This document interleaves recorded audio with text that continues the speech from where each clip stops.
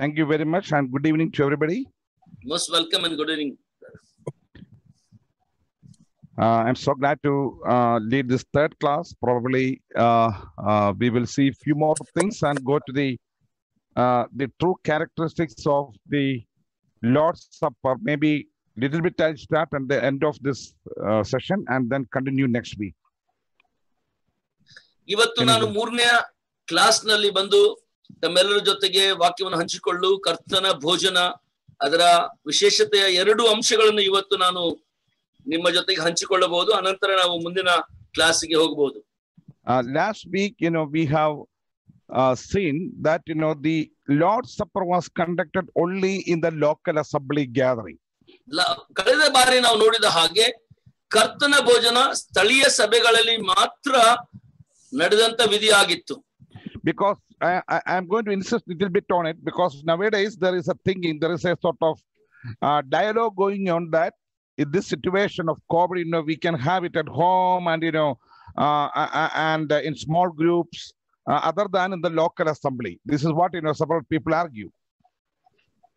ಯಾಕಂದ್ರೆ ಇದರ ಬಗ್ಗೆ ನಾನು ಯಾಕೆ ಚಿಂತನೆ ಮಾಡ್ತಾ ಇದ್ದೇನೆ ಅಂದ್ರೆ ಈ COVID-19 ಸಂದರ್ಭದಲ್ಲಿ ಅನೇಕರು ತಮ್ಮ ತಮ್ಮ ಮನೆಗಳಲ್ಲಿ ಕೂಡ ರೊಟ್ಟಿ ಮುರಿಯಬಹುದು ಅನ್ನುವ ಆಲೋಚನೆಗೆ ಬಂದಿದ್ದರಿಂದ ನಾನು ಇದರ ಬಗ್ಗೆ ಮತ್ತೊಂದು ಸಾರಿ ಒತ್ತಾಯ ಕೊಟ್ಟು ಹೇಳ ಬಯಸುತ್ತೇನೆ.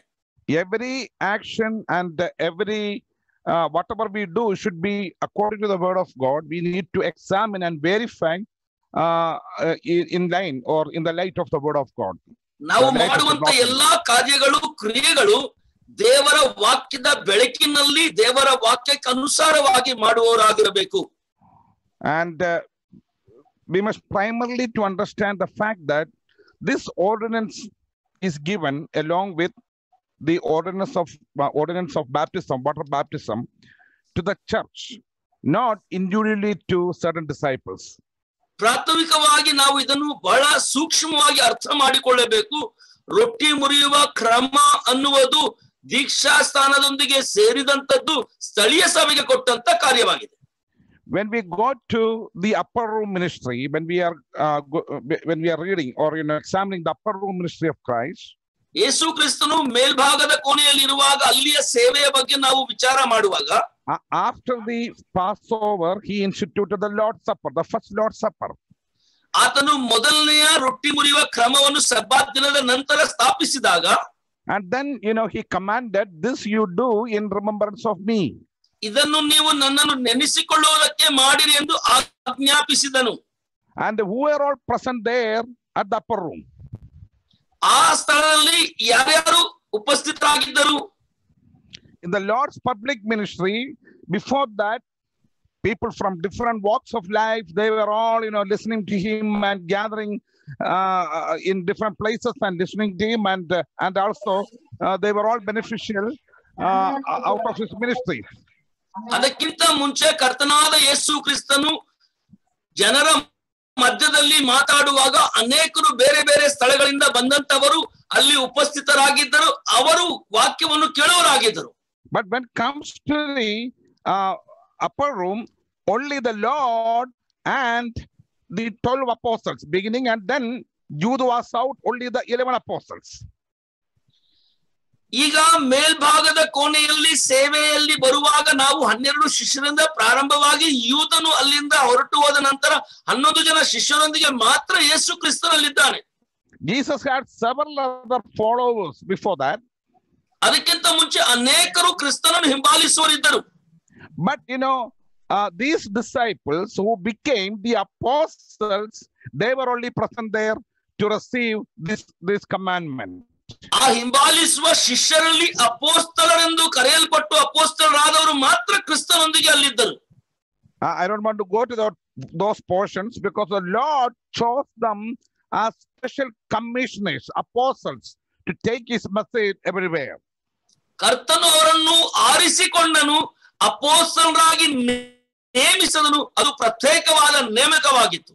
So the upper room, only the Lord and the apostles. ಮೇಲ್ಚಾವಣಿಯ ಕೋಣೆಯಲ್ಲಿ ಕರ್ತನು ಅಪೊಸ್ತಲರು ಮಾತ್ರ ಇದ್ದರು. And then when we are reading Ephesians chapter 2:20, ಎಫೆಸಿ 2:20 ನಾವು ಓದುವಾಗ Ephesians 2:20. I hope everybody is taking notes and read at home. ನಮ್ಮ ವಿದ್ಯಾರ್ಥಿಗಳು ಎಲ್ಲರೂ ನೋಟ್ ಮಾಡಿಕೊಂಡು ಅದನ್ನು ಮನೆಯಲ್ಲಿ ಓದುವರಂತ ನಾನು ಬಯಸುತ್ತೇನೆ. When we would read Ephesians chapter 2:20, ಎಫೆಸಿ 2:20 ನಾವು ಓದುವಾಗ, these 12 apostles became the foundation stones of the church universal. ಈ 12 ಅಪೊಸ್ತಲರು ಸಾರ್ವತ್ರಿಕ ಸಭೆಯ ಅಸ್ತಿವಾರದ ಕಲ್ಲುಗಳಾದರು. So the foundation serves the superstructure of the work of any building. ಆ ಅಸ್ತಿವಾರದ ಕಲ್ಲು ಯಾವುದೇ ಒಂದು ಕಟ್ಟಡದ ಕೆಳಗಿರುವಂತ ಆ ಬುನಾದಿಯ ಕಲ್ಲುಗಳಾದರು. As in the upper room, the Lord passed on this instruction or ordinance to the 12 apostles, or 11 at that time. Later on, the 12th one joined. We know that. And then they were the 12 apostles who became the foundation stones of the church universal. Hence, this is an ordinance given to the church as a whole. ಈ ಸಭೆಗೆ ಕೊಡಲ್ಪಟ್ಟಂತಹ ರೊಟ್ಟಿ ಮುರಿದು ಆತನ ನೆನೆಸಿಕೊಳ್ಳುವಂತ ಈ ಕ್ರಮ ಅಥವಾ ವಿಧಿಗೆ ಈ 11 ಜನ ಅಪೊಸ್ತಲರು, ಅವತ್ತು ಮೇಲ್ಛಾವಣಿಯಲ್ಲಿ ಇದ್ದವರು 12 ಅಪೊಸ್ತಲರು ಆತನ ಅವರ ಜೊತೆಗೆ ಸೇರಿಕೊಂಡು ಇವರೇ ಈ ವಿಧಿಗೆ ಸಭೆಯ ಬುನಾದಿಯ ಅಸ್ತಿವಾರದ ಕಲ್ಲುಗಳಾದರು. And then whatever the ordinance or any other commandments given to those apostles as written down in the New Testament is applicable to everybody, all the believers in every generation. ಆ ಅಪೊಸ್ತಲರಿಗೆ ಕೊಡಲ್ಪಟ್ಟ ಯಾವುದೇ ವಿಧಿ ಅಥವಾ ಆಜ್ಞೆಗಳು ಹೊಸ ಒಡಂಬಡಿಕೆಯಲ್ಲಿ ಬರೆಯಲ್ಪಟ್ಟದ್ದು ಅವರಿಗೆ ಮಾತ್ರವಲ್ಲದೆ ಸಾರ್ವತ್ರಿಕ ಸಭೆಯ ಎಲ್ಲಾ ವಿಶ್ವಾಸಿಗಳು ಇವತ್ತು ಕೂಡ ಅನ್ವಯಿಸುತ್ತದೆ. As it is given to the church, it should be the ordinance should be conducted. It should be practiced only in the local assembly. That is one point. ಇದು ಸಭೆಗೆ ಕೊಟ್ಟಂತ ಆಜ್ಞೆ ಅಥವಾ ವಿಧಿ ಆಗಿರುವುದರಿಂದ ಸ್ಥಳೀಯ ಸಭೆಯೇ ಇದನ್ನು ಅಭ್ಯಾಸ ಮಾಡಬೇಕು. There are several proofs which I can tell out from the word of God, but one point I would like to highlight today. ಅನೇಕ ವಾಕ್ಯದ ಆಧಾರಗಳು ಇದರಲ್ಲಿವೆ, ಆದರೆ ಇವತ್ತು ಒಂದು ಭಾಗವನ್ನು ನಿಮ್ಮ ಮುಂದೆ ನಾನು ತರಲು ಬಯಸುತ್ತೇನೆ. The Lord had instituted the Lord's Supper 2 days before his death, or the previous in fact on Thursday evening. ಗುರುವಾರದ ಸಂಜೆ ಆತನ ಮರಣದ ಮುಂಚೆ ಕರ್ತನಾದ ಯೇಸು ಕ್ರಿಸ್ತನೇ ರೊಟ್ಟಿ ಮುರಿಯುವ ಕ್ರಮ ಈ ಕರ್ತನ ಭೋಜನವನ್ನು ಸ್ಥಾಪಿಸಿದನು. It was almost in our Thursday evening, and Friday was his crucifixion, and Sunday morning was his resurrection. ಗುರುವಾರ ಸಂಜೆಗೆ ರೊಟ್ಟಿ ಮುರಿಯುವ ಆ ಕ್ರಮವನ್ನು ಸ್ಥಾಪಿಸುವ ದಿನ ಶುಕ್ರವಾರ ಆತನು ಶಿಲುಬೆಗೆ ಏರಿಸಲ್ಪಟ್ಟನು, ಭಾನುವಾರ ಆತನ ಪುನರುತ್ಥಾನ ದಿನವಾಗಿತ್ತು. Though the Lord had communicated this ordinance on the Last Supper, or the last Passover, they started participating from the Lord's Supper only after the day of Pentecost, when they gathered as a church. ಕರ್ತನಾದ ಯೇಸು ಕ್ರಿಸ್ತನು ಕೊನೆಯ ಸಬ್ಬತ್ ದಿನದಲ್ಲಿ ಈ ಆಜ್ಞೆ ಅಥವಾ ವಿಧಿಯನ್ನು ಅವರಿಗೆ ಕೊಟ್ಟರೂ ಕೂಡ ಇವರು ಸಭೆಯಾಗಿ ಪೆಂತೆಕೋಸ್ತ್ ದಿನದ ನಂತರ, ಪಂಚಶತಮಾನ ದಿನದ ನಂತರ ಸಭೆಯಾಗಿ ಕೂಡಿ ಬಂದಾಗ ಈ ಕ್ರಮವನ್ನು ಅವರು ಪ್ರಾರಂಭಿಸುವುದು ಪಾಟಿಸಿದರು. You got it? What I was trying to communicate? Yes. Yeah. Between the upper room, the ministry in the upper room, or the institution of the Lord's Supper, and the day of Pentecost, when the church was formed, there were about 53 days of gap. There were about 53 days of gap.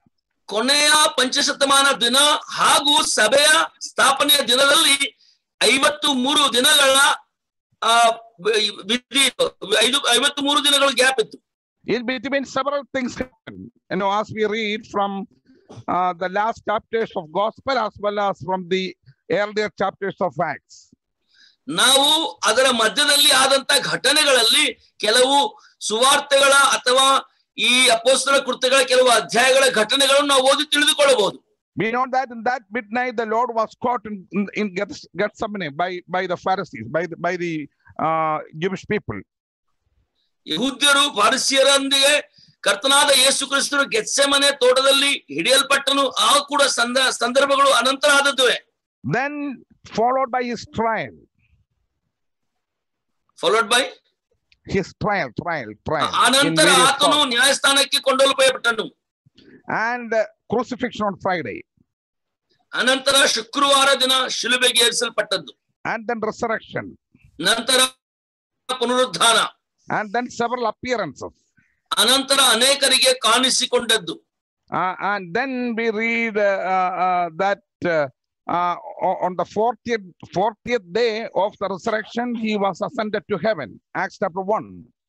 ಅನಂತರ ಅಪೊಸ್ತಲರ ಕೃತ್ಯಗಳು 1ನೇ ಅಧ್ಯಾಯದಲ್ಲಿ ಓದಿದ ಹಾಗೆ ಆತನು ಪರಲೋಕಕ್ಕೆ ಏರಿದನು, ಆರೋಹಣವಾದನು. Then after 10 days comes the day of Pentecost. ಅನಂತರ 10 ದಿನಗಳ ನಂತರ ಪಂಚಶತಮಾನದ ದಿನ ಬರುವಾಗ the Holy Spirit descended down to live with the church on a permanent basis on the day of Pentecost, and the church was formed. ಪರಿಶುದ್ಧಾತ್ಮನು ಸಭೆಯೊಂದಿಗೆ ಯಾವಾಗಲೂ ಇರಲಿಕ್ಕೆ ಆತನು ಪರಲೋಕದಿಂದ ಸಭೆಯೊಳಗೆ ಇಳಿದು ಬಂದನು. But my question today evening is, did they conduct the Lord's Supper in any of their gatherings before the church was formed? ನನ್ನ ಪ್ರಶ್ನೆ ಏನೆಂದರೆ, ಸಭೆಯಾಗಿ ಅವರು ಸೇರಿ ಬಂದು ಸಭಾ ಸ್ಥಾಪನಕ್ಕಿಂತ ಮುಂಚೆ ಯಾವಾಗಾದರೂ ರೊಟ್ಟಿ ಮುರಿಯುವ ಕ್ರಮವನ್ನು ಅವರು ಪಾಟಿಸಿದ್ದರೋ? Probably I'll give little more examples, some enlightenment on that. ಇನ್ನು ಕೆಲವು ಉದಾಹರಣೆಗಳನ್ನು ಕೂಡ ನಾನು ಇನ್ನು ಮುಂದೆ ಕೊಡುತ್ತೇನೆ. After the resurrection, ಪುನರುತ್ಥಾನದ ನಂತರ, the two disciples, they were traveling towards Emmaus. In Emmaus, it's only 7 or 8 miles, west of Jerusalem. ಯೆರೂಸಲೇಮಿನ ಪಶ್ಚಿಮ ಭಾಗಕ್ಕೆ 7 ರಿಂದ 8 ಮೈಲಿ ದೂರದಲ್ಲಿ ಎಮ್ಮಾಹು ಹಾದಿಯಲ್ಲಿ ನಡೆಯುವಂತ ಇಬ್ಬರು ಶಿಷ್ಯರ ಜೊತೆಗೆ I went and saw that place. ಸೋದರ ರಾಜನ್ ಅವರು ಆ ಸ್ಥಳಕ್ಕೆ ಹೋಗಿ ಆ ಸ್ಥಳವನ್ನು ಕೂಡ ನೋಡಿ ಬಂದಿದ್ದಾರೆ. There we know what happened. What are the incidents happened over there? ಆ ಎಮ್ಮಾಹು ಹಾದಿಯಲ್ಲಿ ನಡೆದಂತ ಘಟನೆಗಳು ನಮಗೆಲ್ಲರಿಗೂ ಪರಿಚಯ ಇದೆ. The Lord and with those two disciples, ಕರ್ತನಾದ ಯೇಸು ಕ್ರಿಸ್ತನು ಇಬ್ಬರು ಶಿಷ್ಯರೊಂದಿಗೆ, not necessarily they were the apostles, but one of the other followers of Jesus. ಅವರು ಅಪೊಸ್ತಲರು ಕೂಡ ಇರಬೇಕಾಗಿರಲಿಲ್ಲ, ಆತನನ್ನು ಹಿಂಬಾಲಿಸುವ ಶಿಷ್ಯರು ಕೂಡ. Please note down the reference, Luke chapter 24:33. ಲೂಕ 24:23 reference ಅನ್ನು ದಯವಿಟ್ಟು ಬರೆದುಕೊಳ್ಳಿ. And 34, of course, 33 and 34. 33, 34 ಕೂಡ.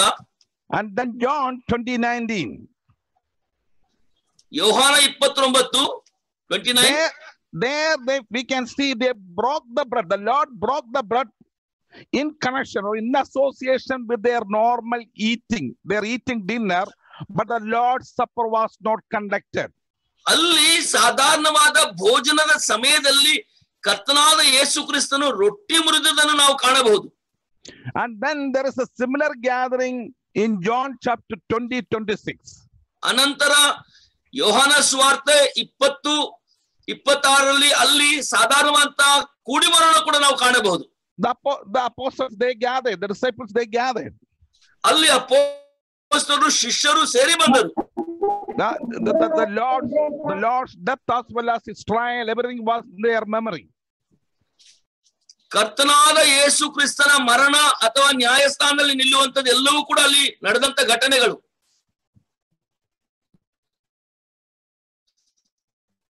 The Lord's Supper there in that gathering. ಆ ಕುಡಿ ಬರೋಣದಲ್ಲಿ ರೊಟ್ಟಿ ಮುರಿಯುವ ಕ್ರಮ. You got it? No, you can repeat please. Yeah, in that gathering the Lord's Supper was not conducted. ಆ ಕುಡಿ ಬರೋಣದಲ್ಲಿ ರೊಟ್ಟಿ ಮುರಿಯುವ ಕ್ರಮವನ್ನು ಅವರು ಆಚರಿಸಿರಲಿಲ್ಲ. And then we read another meeting, another gathering at Sea of Galilee. ಗಲಿಲಿಯ ಸಮುದ್ರದ ಪ್ರಾಂತದಲ್ಲಿ ಇನ್ನೊಂದು ಸೇರಿ ಬರೋಣವನ್ನು ನಾವು ಕಾಣುತ್ತೇವೆ. John 21:1 to 14. ಯೋಹಾನನ ಸುವಾರ್ತೆ 21ನೇ ಅಧ್ಯಾಯ 1 ರಿಂದ 14 ವಚನಗಳಲ್ಲಿ. You go through these portions, you know all these stories very well. ಈ ಭಾಗಗಳನ್ನು ನೀವು ಓದುತ್ತಾ ಹೋದರೆ ಈ ಸಂದರ್ಭಗಳು ನಮಗೆ ಅರ್ಥವಾಗುತ್ತವೆ. There also the normal their eating, their refreshment. ಅಲ್ಲಿ ಕೂಡ ಅವರ ಸಾಧಾರಣ ಭೋಜನದ ಸಮಯವಾಗಿತ್ತು, ಊಟ ಮಾಡುವಂತ ಸಮಯ. But the Lord's Supper was not conducted because the Lord himself is with him. With them. ಕರ್ತನ ಭೋಜನ ರೊಟ್ಟಿ ಮುರಿಯುವ ಕ್ರಮ ಅವರನ್ನು ಅವತ್ತು ಪ್ರಾರಂಭಿಸಿರಲಿಲ್ಲ. ಕಾರಣವೇನೆಂದರೆ ಕರ್ತನಾದ ಯೇಸು ಕ್ರಿಸ್ತನು ತಾನೇ ಅವರೊಂದಿಗಿದ್ದಾನೆ. Then the 11 disciples, they went to Galilee from Jerusalem. We read in Matthew chapter 28 verse 16. ಮತ್ತೇನು ಬರೆದ ಸುವಾರ್ತೆ 23 Matthew 28:16. 28:16 ಅವರು ಗಲಿಲಿಯಿಂದ ಯೆರೂಸಲೇಮಿಗೆ ಹೋದ ನಂತರ ಶಿಷ್ಯರ ಸಂದರ್ಭವನ್ನು ನಾವು ಕಾಣುತ್ತೇವೆ. No, actually they were going to Galilee and later on they came back to Jerusalem. ಅವರು ಯೆರೂಸಲೇಮಿನಿಂದ ಹೊರಟು ಗಲಿಲಿಯಕ್ಕೆ ಹೋಗುತ್ತಾ ಇದ್ದರು. There were several halls, maybe there were opportunities to gather there and remember the Lord by participating or conducting in the Lord's Supper. ಅಲ್ಲಿ ಅನೇಕ ಸ್ಥಳಗಳಲ್ಲಿ ಕರ್ತನ ಭೋಜನ ಅಥವಾ ರೊಟ್ಟಿ ಮುರಿಯುವ ಕ್ರಮಕ್ಕಾಗಿ ಸೇರಿ ಬರುವಂತ ಅನೇಕ ಅವಕಾಶಗಳು ಇದ್ದರೂ but they did not do that. ಅವರು ಅದನ್ನು ಮಾಡಲಿಲ್ಲ. And then there was a gathering of 120. Then again we read another gathering in the upper room, the same place the Lord's Supper was instituted. ಅನಂತರ ಕರ್ತನಾದ ಯೇಸು ಕ್ರಿಸ್ತನು ಮೇಲ್ಕೋಣೆಯಲ್ಲಿ ಎಲ್ಲಿಯಾದರೂ ಆತನು ಕರ್ತನ ಭೋಜನ ಸ್ಥಾಪಿಸನು ಅದೇ ಸ್ಥಳದಲ್ಲಿ ಇನ್ನೊಂದು ಬಾರಿ ಅವರು ಕೂಡಿ ಬಂದರು. That was a prayer gathering, prayer meeting. ಅದು ಪ್ರಾರ್ಥನಾ ಕೂಟ, ಪ್ರಾರ್ಥನೆಗಾಗಿ ಸೇರಿ ಬರೋಣವಾಗಿತ್ತು. Acts 1:13 and 14. ಅಪೊಸ್ತಲ ಕೃತ್ಯಗಳು 1:13-14 ವಚನ. There also they did not conduct the Lord's Supper. ಅಲ್ಲಿಯೂ ಕೂಡ ಅವರು ರೊಟ್ಟಿ ಮುರಿಯುವ ಕ್ರಮವನ್ನು ಆಚರಿಸಿರಲಿಲ್ಲ. In fact, that gathering happened after the ascension of Christ. ಅದು ಕರ್ತನ ಆರೋಹಣದ ನಂತರ ಕೂಡಿ ಬರೋಣವಾಗಿತ್ತು. And then we read in Acts chapter 1:15. ಅನಂತರ ಅಪೊಸ್ತಲ ಕೃತ್ಯಗಳು 1:15 ನಾವು ಓದಿದ ಹಾಗೆ the 120 gathering over there. 120 ಜನರು ಅಲ್ಲಿ ಸೇರಿ ಬರೋಣವಾಗಿತ್ತು. They did not conduct the Lord's Supper. ಆಗಲೂ ಕೂಡ ಅವರು ರೊಟ್ಟಿ ಮುರಿಯುವ ಕ್ರಮವನ್ನು ಪಾಟಿಸಿರಲಿಲ್ಲ. You got it what I am trying to communicate? ನಾನು ಏನು ಹೇಳ ಬಯಸುತ್ತೇನೋ ಅದು ನಿಮಗೆ ಅರ್ಥವಾಯಿತು. There were about 53 days of gap between the institution of Lord's Supper and the day of Pentecost when church was formed. And during this gap, they had several gatherings, but they did not conduct the Lord's Supper anywhere. ರೊಟ್ಟಿ ಮುರಿಯುವ ಕ್ರಮ ಸಬ್ಬಾತನ ದಿನದಲ್ಲಿ ಕರ್ತನಾದ ಯೇಸು ಕ್ರಿಸ್ತನು ಸ್ಥಾಪಿಸಿದ ದಿನದಿಂದ ನಂತರ ಇವತ್ತಿಗೆ 53 ದಿನಗಳ ಸಮಯ ಇತ್ತು. ಅನೇಕ ಬಾರಿ ಅವರು ಕೂಡಿ ಬಂದರೂ ಕೂಡ ರೊಟ್ಟಿ ಮುರಿಯುವ ಕ್ರಮವನ್ನು ಅವರು ಆಚರಿಸಿರಲಿಲ್ಲ. But when did they start conducting the or participating in the Lord's Supper, or they conducted the Lord's Supper? ಹಾಗಾದರೆ ಯಾವತ್ತು ಅವರು ರೊಟ್ಟಿ ಮುರಿಯುವ ಕ್ರಮವನ್ನು ಪ್ರಾರಂಭಿಸಿದರು? And we know very well the descriptions in Acts chapter 2. The historical things happen in Acts chapter 2. ಅನಂತರ ನಾವು ಅಪೊಸ್ತಲ ಕೃತ್ಯ 2ನೇ ಅಧ್ಯಾಯದಲ್ಲಿ ಬಹಳ ಸ್ಪಷ್ಟವಾಗಿ ಅದನ್ನು ಕಾಣಬಹುದು. Are you all with me, please? Yes. Okay. In Acts chapter 2, as I said, that was the day of Pentecost. ಅಪೊಸ್ತಲ ಕೃತ್ಯಗಳು 2ನೇ ಅಧ್ಯಾಯ ನಾನು ಹೇಳಿದ ಹಾಗೆ ಅದು ಪಂಚಶತಮಾನದ ದಿನವಾಗಿತ್ತು. The Holy Spirit descended down.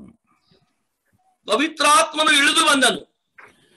That doesn't mean that Holy Spirit was not everywhere, but he was there. But the permanent ministry of the Holy Spirit commenced as the Lord promised in John chapter 16 and all. ಅದರ ಅರ್ಥ ಏನೆಂದರೆ ಪರಿಶುದ್ಧಾತ್ಮ ದೇವರು ಇರಲಿಲ್ಲ ಅಂತ ಅಲ್ಲ, ಪವಿತ್ರಾತ್ಮ ದೇವರು ಎಲ್ಲ ಕಡೆ ಇದ್ದನು, ಆದ್ರೆ ಆವತ್ತು ಸಭೆಯೊಂದಿಗೆ ಇಳಿದು ಬಂದನು. Then the people were totally confused because these apostles started speaking in their own tongues. ಆಗ ಅಲ್ಲಿದ್ದಂತ ಜನರೆಲ್ಲರೂ ಗೊಂದಲ ಹೊಂದರು. ಎಲ್ಲರೂ ಬೇರೆ ಬೇರೆಯವರು ತಮ್ಮ ತಮ್ಮ ಭಾಷೆಯಲ್ಲಿ ಮಾತಾಡುತ್ತಿದ್ದದನ್ನು ಕಂಡು those people thought that they were all drunk. ಅವರು ಎಲ್ಲರೂ ಮತ್ತುಳ್ಳವರಾಗಿದ್ದಾರೆಂದು ತಿಳಿದುಕೊಂಡರು. Yeah, in Kerala, we don't have, in Kerala, and we Kerala is never drink, the Kerala people never drink. ಕೇರಳದಲ್ಲಿ ಇರೋರು ಯಾವಾಗಲೂ ಕುಡಿಯೋದೇ ಇಲ್ಲ. I'm just kidding,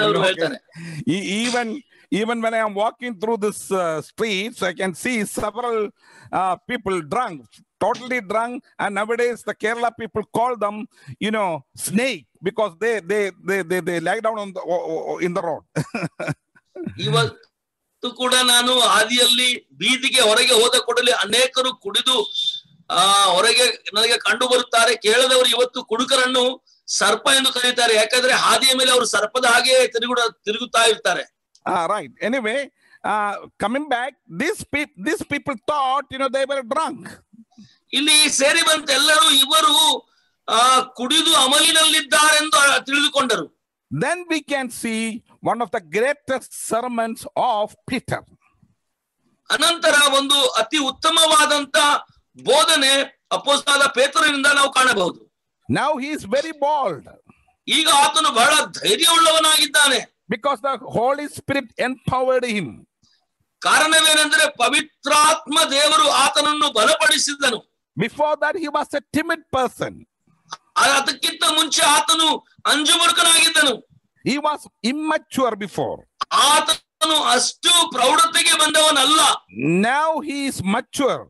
ಈಗ ಆತನು ಪ್ರೌಢ ವ್ಯವಸ್ಥೆಗೆ ಅರ್ಥ ಮಾಡಿಕೊಳ್ಳುವಂತ ವ್ಯವಸ್ಥೆಗೆ ಬಂದಿದ್ದಾನೆ. He gave a sermon. ಆತನು ಅಲ್ಲಿ ಒಂದು ದೊಡ್ಡ ಬೋಧನೆಯನ್ನು ಕೊಟ್ಟನು.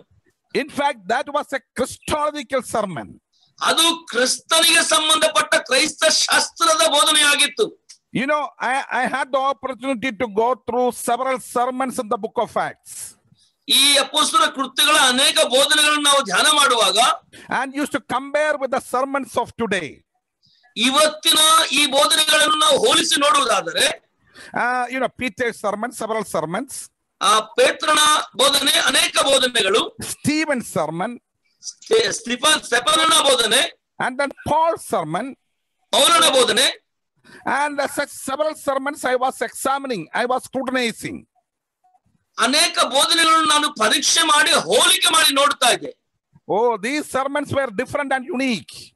ಈ ಬೋಧನೆಗಳು ಬಹಳ ವ್ಯತ್ಯಸ್ತವಾಗಿ, ಬಹಳ ಸೂಕ್ತವಾಗಿ, ಅದು ಬಹಳ ವಿಶೇಷವಾದದ್ದಾಗಿದ್ದು.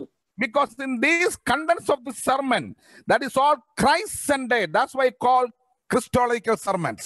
ಈ ಎಲ್ಲಾ ಬೋಧನೆಗಳಲ್ಲಿ ಕ್ರಿಸ್ತನೇ ಕೇಂದ್ರ ಬಿಂದುವಾಗಿದ್ದನು. ಅದಕ್ಕೆ ನಾನು ಕ್ರೈಸ್ತ ಶಾಸ್ತ್ರ ಬೋಧನೆ ಅಂತ ಹೇಳಿದೆ ಮೊದಲೇ. So finally he communicated the gospel. ಕೊನೆಗೆ ಆತನು ಸುವಾರ್ತೆಯನ್ನು ಸಾರಿದನು. What happened then? ಅನಂತರ ಏನಾಯಿತು ಪ್ರಿಯರೇ? How many believed? ಎಷ್ಟು ಜನರು ನಂಬಿದರು? How many believed? ಎಷ್ಟು ಜನರು ನಂಬಿದರು? No answer. There is answer. We can have, because every mic is unmuted. Muted, it is muted. Yeah. You say then, you tell the answer on behalf of them. Yes. 3,000 believed. 3,000 ಜನರು ನಂಬಿದರು. 3,000 believed. Yes. Then what happened? 3,000 ಜನರು ನಂಬಿದರು. ಅನಂತರ ಏನಾಯಿತು? They got baptized. ಅವರು ದೀಕ್ಷಾ ಸ್ಥಾನವನ್ನು ಹೊಂದಿದರು. They got baptized. ಅವರು ದೀಕ್ಷಾ ಸ್ಥಾನ ಪಡೆದರು. And then what happened? Some people say that, baptism is not, necessary. ಕೆಲವರು ದೀಕ್ಷಾ ಸ್ಥಾನ ಅವಶ್ಯಕತೆ ಇಲ್ಲ ಅಂತ ಹೇಳುತ್ತಾರೆ. But in the New Testament, especially we go through survey the book of Acts, the early church, no believer were in the New Testament churches, in the early churches, those who did not, take baptism or did not, have the baptism. ಹೊಸ ಒಡಂಬಡಿಕೆಯ ಸಭೆಯ ಇತಿಹಾಸದಲ್ಲಿ ನಾವು ಹೋಗುವಾಗ ಯಾವುದೇ ವಿಶ್ವಾಸಿಗಳು ದೀಕ್ಷಾ ಸ್ಥಾನವಿಲ್ಲದೆ ಸಭೆಯಲ್ಲಿ ಇರಲಿಲ್ಲ. Then I want you to turn your page to Acts chapter 2:41. ಅನಂತರ ನಾನು ನಿಮ್ಮ ಧ್ಯಾನವನ್ನು ಅಪೊಸ್ತಲರ ಕೃತ್ಯಗಳು 2:41ಕ್ಕೆ ಮರಳಿ ತರುತ್ತಾ ಇದ್ದೇನೆ. 41 and 42. 41-42 ಅಪೊಸ್ತಲರ ಕೃತ್ಯ 2:41-42. There we read that then they that gladly received his word were baptized, and the same day there were added unto them about 3,000 souls. ಆರಾಧನೆ ಓದಬಹುದು ಅದನ್ನು 2:41-42. Yeah. ಅವನ ಮಾತಿಗೆ ಒಪ್ಪಿಕೊಂಡವರು ದೀಕ್ಷಾಸ್ನಾನ ಮಾಡಿಸಿಕೊಂಡರು. ಆ ದಿವಸ ಸುಮಾರು 3,000 ಜನರು ಅವರಲ್ಲಿ ಸೇರಿದರು. ಅವರು ಅಪೊಸ್ತಲರ Yeah, they were added unto them. Have you noticed that? Added unto them. ಇದನ್ನು ಗಮನ ಕೊಟ್ಟು ಕೇಳಿರಿ, ಅವರು ಅವರೊಂದಿಗೆ ಸೇರಿದರು. You know at least what is additions and deletions in mathematics, subtraction mathematics, you know? ನಾವು ಗಣಿತ ಶಾಸ್ತ್ರದಲ್ಲಿ ಅದನ್ನು ನೋಡಬಹುದು, ಕೂಡಿಸುವುದು, ತೆಗೆದು ಹಾಕುವುದು. I think last time when I came to Belgaum, I said, I was very, very poor in mathematics, especially in 10th standard. 7th ಸಹೋದರರು ಕಳೆದ ಬಾರಿ ಬೆಳಗಾವಿಗೆ ಬಂದಾಗ ಗಣಿತ ಶಾಸ್ತ್ರದಲ್ಲಿ 10ನೇ ತರಗತಿಯಲ್ಲಿ ಬಹಳ ಪೋರ್ ಆಗಿದ್ರು ಅಂತ ಹೇಳಿದರು. I was very, very poor in mathematics. Maths ಗಣಿತದಲ್ಲಿ ಬಹಳಷ್ಟು ಪೋರ್ ಆಗಿದ್ದ ವಿದ್ಯಾರ್ಥಿ. And in the first time examination I got 11 marks out of 100. ಮೊಟ್ಟ ಮೊದಲನೇ ಪರೀಕ್ಷೆ 100ರಲ್ಲಿ ಗಣಿತಕ್ಕೆ 11 ಮಾತ್ರ ಅವರಿಗೆ ಬಂದಿತ್ತು mark. Then I don't know how I passed out SSC and later on I left mathematics. ನಾನು 10ನೇ ತರಗತಿ ಹೇಗೆ ಪಾಸ್ ಆದೆ ನನಗೆ ಗೊತ್ತಿಲ್ಲ. ಅನಂತರ ಗಣಿತದೊಂದಿಗೆ ನನ್ನ ಸಂಬಂಧವನ್ನು ಬಿಟ್ಟು ಬಿಟ್ಟೆ. But mathematics did not leave me. ಆದರೆ ಗಣಿತ ಶಾಸ್ತ್ರ ನನ್ನನ್ನು ಬಿಡಲಿಲ್ಲ. Because my wife, she's a mathematics teacher, high school teacher. ಅವರ ಹೆಂಡತಿಯರು ಪ್ರೌಢಶಾಲೆಯ ಗಣಿತ ಶಾಸ್ತ್ರದ ಅಧ್ಯಾಪಕರಾಗಿದ್ದಾರೆ. I just say an illustration to bring you back to the attention. ಮತ್ತೆ ನಿಮ್ಮ ಗಮನವನ್ನು ಹಿಂತಿರುಗಿ ತರಲಿಕ್ಕೆ ನಾನು ಒಂದು ಚಿಕ್ಕ ಉದಾಹರಣೆ ಹೇಳಿದ್ದೆ. Now we read here added, addition. ಇಲ್ಲಿ ಅವರು ಸೇರಿದರು, ಸೇರೋಣ ಆಯಿತು. Added unto them means ಅವರೊಂದಿಗೆ ಅವರಲ್ಲಿ ಸೇರಿದ್ರು. ಅದರ ಅರ್ಥವೇನೆಂದರೆ those were present there, the fundamental believers of the church. ಅಲ್ಲಿ ಮೂಲಭೂತ ಸಿದ್ಧಾಂತ ಅರಿತು ಸಭೆಯಲ್ಲಿ ಸೇರಿ ಬಂದಂತ ಅವರೊಂದಿಗೆ ಸೇರಿದರು. I means not fundamental, the foundation stones. Those were the foundation of the church universe. They added unto them, the disciples, the 12 apostles. ಈ ಮಾತಿನ ನನ್ನ ಅರ್ಥವೇನೆಂದರೆ ಅವರು ಅಸ್ಥಿವಾರವಾಗಿ ಬುನಾದಿಯ ಸ್ಥಾನದಲ್ಲಿ ಸಭೆಯಾಗಿ ಅಲ್ಲಿ ಸೇರಿ ಬಂದಂತ ಅವರೊಂದಿಗೆ ಇವರು ಕೂಡ ಸೇರಿದರು. Now what do you mean by that added? ಆ ಸೇರಿದರು ಅನ್ನುವ ಅರ್ಥವೇನು? Added to who? ಯಾರೊಂದಿಗೆ ಯಾರಿಗೆ ಸೇರಿಸಲ್ಪಟ್ಟರು? Added to a what? ಯಾರಿಗೆ ಅವರು ಸೇರಿಸಲ್ಪಟ್ಟರು? The same chapter we get the answer. ಅದೇ ಅಧ್ಯಾಯದಲ್ಲಿ ನಾವು ಮುಂದೆ ಕಾಣಬಹುದು. And the Lord added to the church daily such as should be saved. ಆ ಕರ್ತನು ದಿನಾಲು ಸಭೆಗೆ ಅವರನ್ನು ಸೇರಿಸುತ್ತಾ ಬಂದನು. 2:47. 2:47ರಲ್ಲಿ. So in Acts chapter 2:42, 2:42ರಲ್ಲಿ ಅಪೊಸ್ತಲ ಕೃತ್ಯಗಳಲ್ಲಿ 2:41, 2:41ರಲ್ಲಿ these 3,000 added unto them means ಈ 3,000 ಜನರು ಸೇರಿಸಲ್ಪಟ್ಟರು. ಅದರ ಅರ್ಥವೇನೆಂದರೆ it is explained in 47 that verse 47 that adding was to the church. 47ನೇ ವಚನದಲ್ಲಿ ಅದು ಸಭೆಗೆ ಅಥವಾ ಇಲ್ಲಿ ಬರೆದ ಹಾಗೆ ಮಂಡಳಿಗೆ ಸೇರಿಸಲ್ಪಟ್ಟರು. Clear? ಸ್ಪಷ್ಟವಾಯಿತು. And then read Acts chapter 2:42. ಅನಂತರ 2:42 ಓದುವಾಗ and they continued steadfastly. ಅವರು ಈ ಕಾರ್ಯದಲ್ಲಿ ನಿರತರಾಗಿದ್ದರು. They continued, those who were added to the church continued. ಸಭೆಗೆ ಯಾರು ಸೇರಿಸಲ್ಪಟ್ಟರೋ ಅವರೆಲ್ಲರೂ ಈ ಕಾರ್ಯದಲ್ಲಿ ನಿರತವಾಗಿದ್ದರು. In 4 meetings. 4 ವಿಶೇಷ ಸಂಗತಿಗಳಲ್ಲಿ. It is read in there's a new translation called a Net Bible, New English Translation, which is more near to the Greek. ಗ್ರೀಕಿಗೆ ಬಹಳ ಸಮೀಪವಾದಂತ new English translation net ಎಂಬ ಭಾಷಾಂತರದಲ್ಲಿ ಈ ರೀತಿಯಾಗಿ ಬರೆಯಲ್ಪಟ್ಟಿದೆ. There we read that the Acts chapter 2:42. ಅಲ್ಲಿ ಅಪೊಸ್ತಲ ಕೃತ್ಯ 2:42 ಈ ರೀತಿಯಾಗಿ ಓದುತ್ತೇವೆ. They were devoting themselves. ಅವರು ತಮ್ಮನ್ನು ತಾವು ತೊಡಗಿಸಿಕೊಂಡರು. Who were they? ಅವರು ಯಾರು? The 3,000 plus. ಆ 3,000 ಸೇರಿಸಲ್ಪಟ್ಟಂತ ಜನರು. The first local assembly in Jerusalem. ಯೆರೂಸಲೇಮಿನಲ್ಲಿ ಮೊಟ್ಟ ಮೊದಲನೆಯ ಸ್ಥಳೀಯ ಸಭೆ. They were devoting themselves to the apostles' teaching.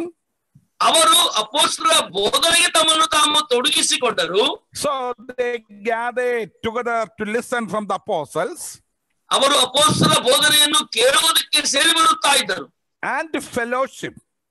ಅನಂತರ ಅವರು ಸಹವಾಸಕ್ಕಾಗಿ, They had fellowship each other. ಅವರು ಒಬ್ಬರೊಂದಿಗೆ ಒಬ್ಬರಿಗೆ ಅನ್ಯೋನ್ಯತೆ ಇತ್ತು. Whenever they gathered, they had fellowship. ಅವರು ಸೇರಿ ಬಂದಾಗಲೆಲ್ಲವೂ ಅನ್ಯೋನ್ಯತೆ ಇತ್ತು. And they expressed their fellowship each other. ಅವರ ಅನ್ಯೋನ್ಯತೆಯನ್ನು ಒಬ್ಬರೊಂದಿಗೆ ಒಬ್ಬರು ಹಂಚಿಕೊಂಡವರಾಗಿದ್ದರು. And then to the breaking of the bread, underline that. ಅನಂತರ ರೊಟ್ಟಿ ಮುರಿಯುವ ಕ್ರಮವನ್ನು ನಾವು ಕಾಣುತ್ತೇವೆ. We will come back to that. ನಾವು ಅದಕ್ಕೆ ಮತ್ತೆ ತಿರುಗಿ ಬರೋಣ. And then to the prayer meeting. ಅನಂತರ ಪ್ರಾರ್ಥನಾ ಕೂಟ. So there we can see 4 gatherings or meetings of a local assembly. ಅಲ್ಲಿ ನಾವು ಒಂದು ಸ್ಥಳೀಯ ಸಭೆಯ 4 ಕೂಡಿ ಬರೋಣ ಅಥವಾ 4 ಸಭಾ ಕಾರ್ಯಕ್ರಮಗಳನ್ನು ನೋಡಬಹುದು. In today's time or today's language, ಇವತ್ತಿನ ಭಾಷೆಯಲ್ಲಿ ಹೇಳಬಹುದಾದರೆ our Bible classes, doctrinal Bible classes, ನಮ್ಮ ಮೂಲಭೂತ ಸಿದ್ಧಾಂತಗಳ ಸತ್ಯವೇದ ಅಧ್ಯಯನ, and then our fellowship gatherings, ಆಮೇಲೆ ನಮ್ಮ ಅನ್ಯೋನ್ಯತೆ ಸೇರಿ ಬರೋಣ, then our prayer gatherings, ಅನಂತರ ನಮ್ಮ ಪ್ರಾರ್ಥನಾ ಕೂಟ. What is left out? ಅನಂತರ ಏನು ಉಳಿಯಿತು? The breaking of the bread. ರೊಟ್ಟಿ ಮುರಿಯುವುದು. Now look, I want to answer a few questions, please. ಈಗ ನಾನು ಕೆಲವು ಪ್ರಶ್ನೆಗಳಿಗೆ ಉತ್ತರ ಬಯಸುವವನಾಗಿದ್ದೇನೆ. These disciples are the foundation stones of the church. Even though they had several gatherings before the day of Pentecost, they did not gather to break the bread. They did not gather or conduct themselves in breaking of the bread. ಈ ಅಸ್ತಿವಾರದಲ್ಲಿರುವಂತಹ ವಿಶ್ವಾಸಿಗಳಾದಂತವರು ಸಭೆಯಲ್ಲಿ ಕೂಡಿ ಬಂದು ಕರ್ತನ ಭೋಜನ ಅನೇಕ ಸಾರಿ ಕೂಡಿ ಬಂದರೂ ಕೂಡ ಅದನ್ನು ಅವರು ಆಚರಿಸಲಿಲ್ಲ. When the church was formed, ಯಾವ ದಿನವೂ ಸಭೆ ಸ್ಥಾಪಿಸಲ್ಪಟ್ಟಿತು, and when the first local assembly gathered, ಯಾವ ದಿನದಲ್ಲಿ ಸ್ಥಳೀಯ ಸಭೆ ಮೊಟ್ಟ ಮೊದಲನೇ ದಿನ ಸೇರಿ ಬಂದಿತ್ತು, there in Jerusalem, ಯೆರೂಸಲೇಮಿನಲ್ಲಿ ಸೇರಿ ಬರೋಣವಾಗಿತ್ತು. there commenced the breaking of the bread meeting. ಅಲ್ಲಿ ಮೊಟ್ಟ ಮೊದಲನೇದಾಗಿ ರೊಟ್ಟಿ ಮುರಿಯುವ ಕ್ರಮ ಪ್ರಾರಂಭವಾಯಿತು. That's why last week we have seen in 1 Corinthians chapter 11 that the breaking of the bread, the Corinthian believers, they gathered to break the bread on the Lord's Day or the first day of the week in the gathering of the church, in the together of the church, in the assembly of the church. ಮೊದಲನೇ ಕೊರಿಂಥಿ 11ನೇ ಅಧ್ಯಾಯದಲ್ಲಿ ನಾವು ನೋಡಿದ ಹಾಗೆ ಕೊರಿಂಥಿ ಪಟ್ಟಣದ ವಿಶ್ವಾಸಿಗಳು ಕರ್ತನ ದಿನ ಅಥವಾ ವಾರದ ಮೊದಲನೇ ದಿನದಲ್ಲಿ ಸಭೆಯಾಗಿ ಸೇರಿ ಬಂದಾಗ ಮಾತ್ರ ರೊಟ್ಟಿ ಮುರಿಯುವ ಕ್ರಮಕ್ಕಾಗಿ ಸೇರಿ ಬಂದರು. Are you all with me? ಎಲ್ಲರೂ ನಮ್ಮೊಂದಿಗಿದ್ದೀರಾ? Yes. I want to hear from some of the students, some of the attendees, please. ಎಲ್ಲರೂ ನಮ್ಮೊಂದಿಗಿದ್ದೀರಾ? Yes, uncle. Yes. Is it clear to you? Is it clear to you? Yes, yes. Clear. Yes. Yeah, because for me, Ezekiel knows when he translates for me in Karnataka. Even I used to tell that I used to tell out. I used to tell in between my preaching, if my crowd, the gathering where I am preaching, if they sleep, everybody sleep, I don't have any problem. ಸಹೋದರರು ಹೇಳಿದ ಹಾಗೆ ಎಲ್ಲರೂ ನಿದ್ದೆ ಹೋದ್ರೆ ಚಿಂತೆ ಇಲ್ಲ. The preachers doesn't like their audience to sleep, get into sleep. ಯಾವ ಬೋಧಕರು ಕೂಡ ತಮ್ಮನ್ನು ಕೇಳುವಂತವರು ನಿದ್ದೆ ಮಾಡಬಹುದು ಅನ್ನುವುದಂತೂ ಅವರು ಬಯಸೋದೇ ಇಲ್ಲ. But I don't have any problem. I allow them. ಆದ್ರೆ ಸಹೋದರಿಗೆ ಇಷ್ಟವಿದೆ, ಅವರು ಮಲಗಬಹುದಂತೆ. Oh, what a relaxation! What a nice preacher. May think that. ಎಷ್ಟು ಒಳ್ಳೆ ಬೋಧಕರಲ್ಲ, ನಮ್ಮನ್ನು ಹಾಗೆ ನಿದ್ದೆಗೆ ಬಿಡುವಂತ ಬೋಧಕರು. But there is a condition. ಆದ್ರೆ ನಿದ್ದೆಗೆ ಬಿಟ್ಟು ಬಿಟ್ಟರೆ ಅದರಲ್ಲಿ ಒಂದು ಕಂಡೀಷನ್ ಇದೆ. That at least one person to stay awake. ಒಬ್ಬರಾದ್ರೂ ಕನಿಷ್ಠ ಪಕ್ಷ ಜಾಗರೂಕರಾಗಿರಬೇಕು. To remain awake.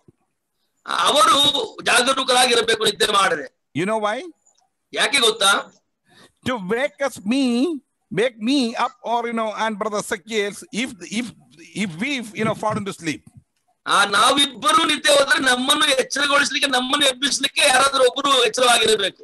So I hope you will be that person who remains awake. ನಿಮ್ಮಲ್ಲಿ ಯಾರಾದರೂ ಈ ರೀತಿಯಾಗಿ ಎಚ್ಚರವಾಗಿದ್ದು ಎಬ್ಬಿಸುವರಾಗಿರುವರೆಂದು ನಾನು ಬಯಸುವನಾಗಿದ್ದೇನೆ. I want you to very, very seriously, with grave attention, to listen to this message, to this study. ಈ ಅಭ್ಯಾಸ ಅಥವಾ ಸಂದೇಶವನ್ನು ಬಹಳ ಜಾಗರೂಕತೆಯಿಂದ ಕೇಳಬೇಕಾಗಿ ನಾನು ವಿನಂತಿಸಿಕೊಳ್ಳುವನಾಗಿದ್ದೇನೆ. I am going to tell out a Greek word that Paul used. ಅಪೊಸ್ತಲನಾದ ಪೌಲನು ಉಪಯೋಗಿಸಿದಂತ ಆ ಗ್ರೀಕ್ ಶಬ್ದವನ್ನು ನಾನು ಉಪಯೋಗಿಸ್ತಾ ಇದ್ದೇನೆ. We know that the New Testament is penned down in the Koine Greek, or the Greek that was popular at that time, like English today. ಆ ಸಮಯದಲ್ಲಿ Greek ಶಬ್ದ ಇವತ್ತು ಪ್ರಚಲಿತವಾದಂತ ಆಂಗ್ಲ ಭಾಷೆಯ ತರ ಪ್ರಚಲಿತವಾದ ಶಬ್ದವಾಗಿದ್ದರಿಂದ ಹೊಸ ಒಡಂಬಡಿಕೆ ಆ ಭಾಷೆಯಲ್ಲಿ ಬರೆಯಲ್ಪಟ್ಟಿತ್ತು. Paul was a great scholar. ಅಪೊಸ್ತಲನಾದ ಪೌಲನು ಸತ್ಯವೇದ ಪಂಡಿತನಾಗಿದ್ದನು. And especially he knew the rhythmatic Greek very much. ಆತನು ಕ್ರಮಬದ್ಧವಾದಂತ ಗ್ರೀಕ್ ಭಾಷೆಯನ್ನು ಅರಿತವನಾಗಿದ್ದನು. He used to, we got compound words in English. ನಾವು ಆಂಗ್ಲ ಭಾಷೆಯಲ್ಲಿ ಕಾಂಬೋಲ್ ಎನ್ನುವ ಶಬ್ದವನ್ನು ಉಪಯೋಗಿಸುವಾಗ the combination of two words, ಎರಡು ಶಬ್ದಗಳ ಜೋಡಣೆ. Similarly, Paul used several compound words in his writings. ಪೌಲನು ಕೂಡ ಅನೇಕ ಜೋಡು ಶಬ್ದಗಳನ್ನು ತನ್ನ ಬರವಣಿಗೆಯಲ್ಲಿ ಉಪಯೋಗಿಸಿದನು. I don't want you to remember this word, please. ಈ ಶಬ್ದಗಳನ್ನು ನಾವು ನೆನಪಿಟ್ಟುಕೊಳ್ಳಬೇಕಂತ ಏನಿಲ್ಲ. Just listen and write down. ಅದನ್ನು ನಾವು ಕೇಳಿ ಬರೆದುಕೊಳ್ಳಬಹುದು. No need of memorizing. ನೀವು ಅದನ್ನು ನೆನಪಿಟ್ಟುಕೊಳ್ಳುವಂತ ಅವಶ್ಯಕತೆ ಇಲ್ಲ. Even if you forget it, you will be in heaven. Don't worry about that. ನೀವು ಆ ಶಬ್ದವನ್ನು ಮರೆತರೂ ಕೂಡ ಪರಲೋಕದಲ್ಲಿ ಇರುವುದೆಂದು ನಾನು ನೆನೆಸುತ್ತೇನೆ. So see how liberal I am. ನಾನು ಎಷ್ಟು ಬಿಡುಗಡೆ ಕೊಡುವಂತವನಾಗಿದ್ದೇನೆ ನೋಡಿ. The term is sunarkomai. ಶಬ್ದ ಏನೆಂದರೆ ಸುನಕೋಮೈ. Sunarkomai. ಸುನಕೋಮೈ. Hello, are you with me? Yes. Okay, this is the combination of two words. ಇದು ಎರಡು ಶಬ್ದಗಳನ್ನು ಸೇರಿಸಿಕೊಂಡು ಮಾಡಿದಂತ ಜೋಡು ಶಬ್ದವಾಗಿದೆ. One is sun. ಒಂದು ಸುನ್. In Hindi, sun means listen, isn't it? Hindi ಭಾಷೆಯಲ್ಲಿ ಸುನ್ ಅಂದ್ರೆ ಕೇಳಿ. Sunoji, we say that sun. ಸುನೋಜಿ ಅಂದ್ರೆ ಕೇಳಿ ಅಂತ. But this sun is different. ಈ ಸುನ್ ಅನ್ನೋದು ಬೇರೆ ಶಬ್ದ. Sun means is a preposition denoting a union or association. ಈ ಸುನ್ ಅನ್ನುವುದನ್ನು ಜೊತೆ ಸಂಬಂಧ ಅಥವಾ ಸೇರಿ ಬಂದಂತ ಸಂಬಂಧ ಎನ್ನುವ ಶಬ್ದ ಅರ್ಥ ಕೊಡುತ್ತದೆ. To join. ಸೇರಿ ಜೋಡಿಸು ಅನ್ನುವ ಅರ್ಥ. And then the next word is erkomai. ನಂತರ ಬರುವಂತ ಶಬ್ದ ಎಕೋಮೈ. ಎಕೋಮೈ means to come or assemble. ಅದರ ಅರ್ಥ ಏನಂದ್ರೆ ಬಂದು ಅಥವಾ ಸೇರಿ ಬರೋಣ. And the meaning of that sunerkomai means, ಈ ಸುನೆಕೊಮೈ ಎನ್ನುವ ಶಬ್ದದ ಅರ್ಥವೇನೆಂದರೆ, the meaning is to assemble together. ಕೂಡಿ ಬರೋಣ. You got it? Yes. To assemble together. ಕೂಡಿ ಬರೋಣ. To come together. ಕೂಡಿ ಸೇರಿ ಬರೋಣ. When we are going through 1 Corinthians chapter 10 to 16, ಮೊದಲನೇ ಕೊರಿಂಥಿ 10ನೇ ಅಧ್ಯಾಯದಿಂದ 16 ಅಧ್ಯಾಯದವರೆಗೆ ಧ್ಯಾನ ಮಾಡಬಹುದಾದ್ರೆ, several Corinthian scholars suggest that 10 to 16, Paul was telling about their gathering together problems as well as blessings. ಅನೇಕ ಕೊರಿಂಥಿಯಲ್ಲಿದ್ದಂತ ಸತ್ಯವೇದ ಪಂಡಿತರ ಅಭಿಪ್ರಾಯ ಏನೆಂದರೆ 10ರಿಂದ 16 ಅಧ್ಯಾಯಗಳಲ್ಲಿ ಕೊರಿಂಥಿಯಲ್ಲಿ ಸೇರಿ ಬರೋಣ, ಹಾಗೂ ಅವರ ಸಮಸ್ಯೆಗಳು, ಅವರ ಆಶೀರ್ವಾದಗಳ ಕುರಿತಾಗಿ ಪೌಲನು ಮಾತಾಡುತ್ತಾ ಇದ್ದಾನೆ ಅಥವಾ ಬರೆದನು. He was correcting some disorders when they gathered together. ಅವರು ಸೇರಿ ಬರೋಣದಲ್ಲಿ ಕ್ರಮಕ್ಕನುಸಾರವಾಗಿ ಇಲ್ಲದದ್ದನ್ನು ಅದನ್ನು ಸರಿಪಡಿಸುತ್ತಾ ಇದ್ದನು. In that process, he used 7 times this word, this particular word we used. ನಾವು ಈಗ ಉಪಯೋಗಿಸಿದ ಆ ಶಬ್ದವನ್ನು ಆತನು 7 ಬಾರಿ ಉಪಯೋಗಿಸಿದನು. All denoting to the Corinthian assemblies gathering together or assembling together. ಆ ಕೊರಿಂಥಿ ಸಭೆಯ ಸೇರಿ ಬರೋಣಕ್ಕಾಗಿ ಆತನು ಈ ಸುನಕೋಮಿಯನ ಶಬ್ದವನ್ನು 7 ಸಾರಿ ಉಪಯೋಗಿಸಿದನು. You got it? Yes.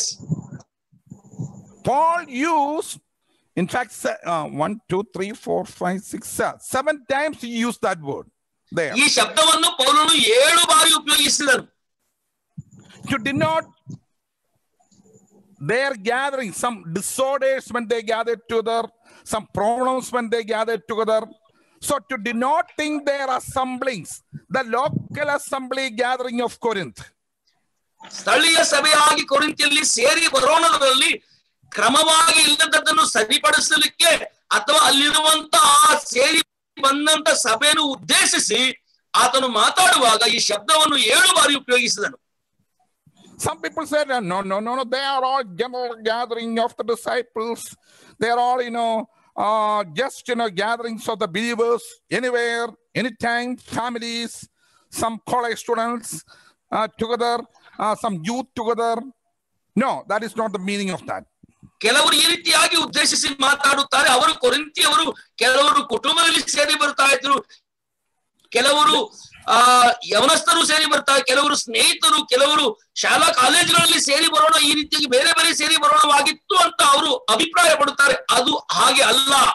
In 1 Corinthians chapter 1 verse 2, ಮೊದಲನೇ ಕೊರಿಂಥಿ 1:2 ನಾವು ನೋಡಬಹುದಾದ್ರೆ, there Paul addressed this epistle to the church in Corinth. ಪೌಲನು ಈ ಪತ್ರಿಕೆಯನ್ನು ಕೊರಿಂಥಿಯಲ್ಲಿರುವಂತಹ ಸಭೆಗೆ ಬರೆದನು. We have seen the church in Jerusalem. ನಾವು ಯೆರೂಸಲೇಮಿನಲ್ಲಿರುವಂತಹ ಸಭೆಯನ್ನು ಕಂಡೆವು. Now the church in Corinth. ಇಲ್ಲಿ ಕೊರಿಂಥಿಯಲ್ಲಿರುವಂತಹ ಸಭೆ. And then Paul, when he cleared that this is an epistle, this is a letter to the church in Corinth. ಆಗ ಪೌಲನು ಈ ಪತ್ರಿಕೆ ಕೊರಿಂಥಿಯಲ್ಲಿರುವಂತಹ ಸಭೆಗೆ ಎಂದು ಆತನು ಸರಿಪಡಿಸಿದ ನಂತರ, ಅದನ್ನು ಉದ್ದೇಶಿಸಿ ಹೇಳಿದ ನಂತರ, when he said, when you gather together, ಅಲ್ಲಿ ಈ ರೀತಿಯಾಗಿ ಹೇಳಿದ್ದಾನೆ, ನೀವು ಕೂಡಿ ಬರುವಾಗ.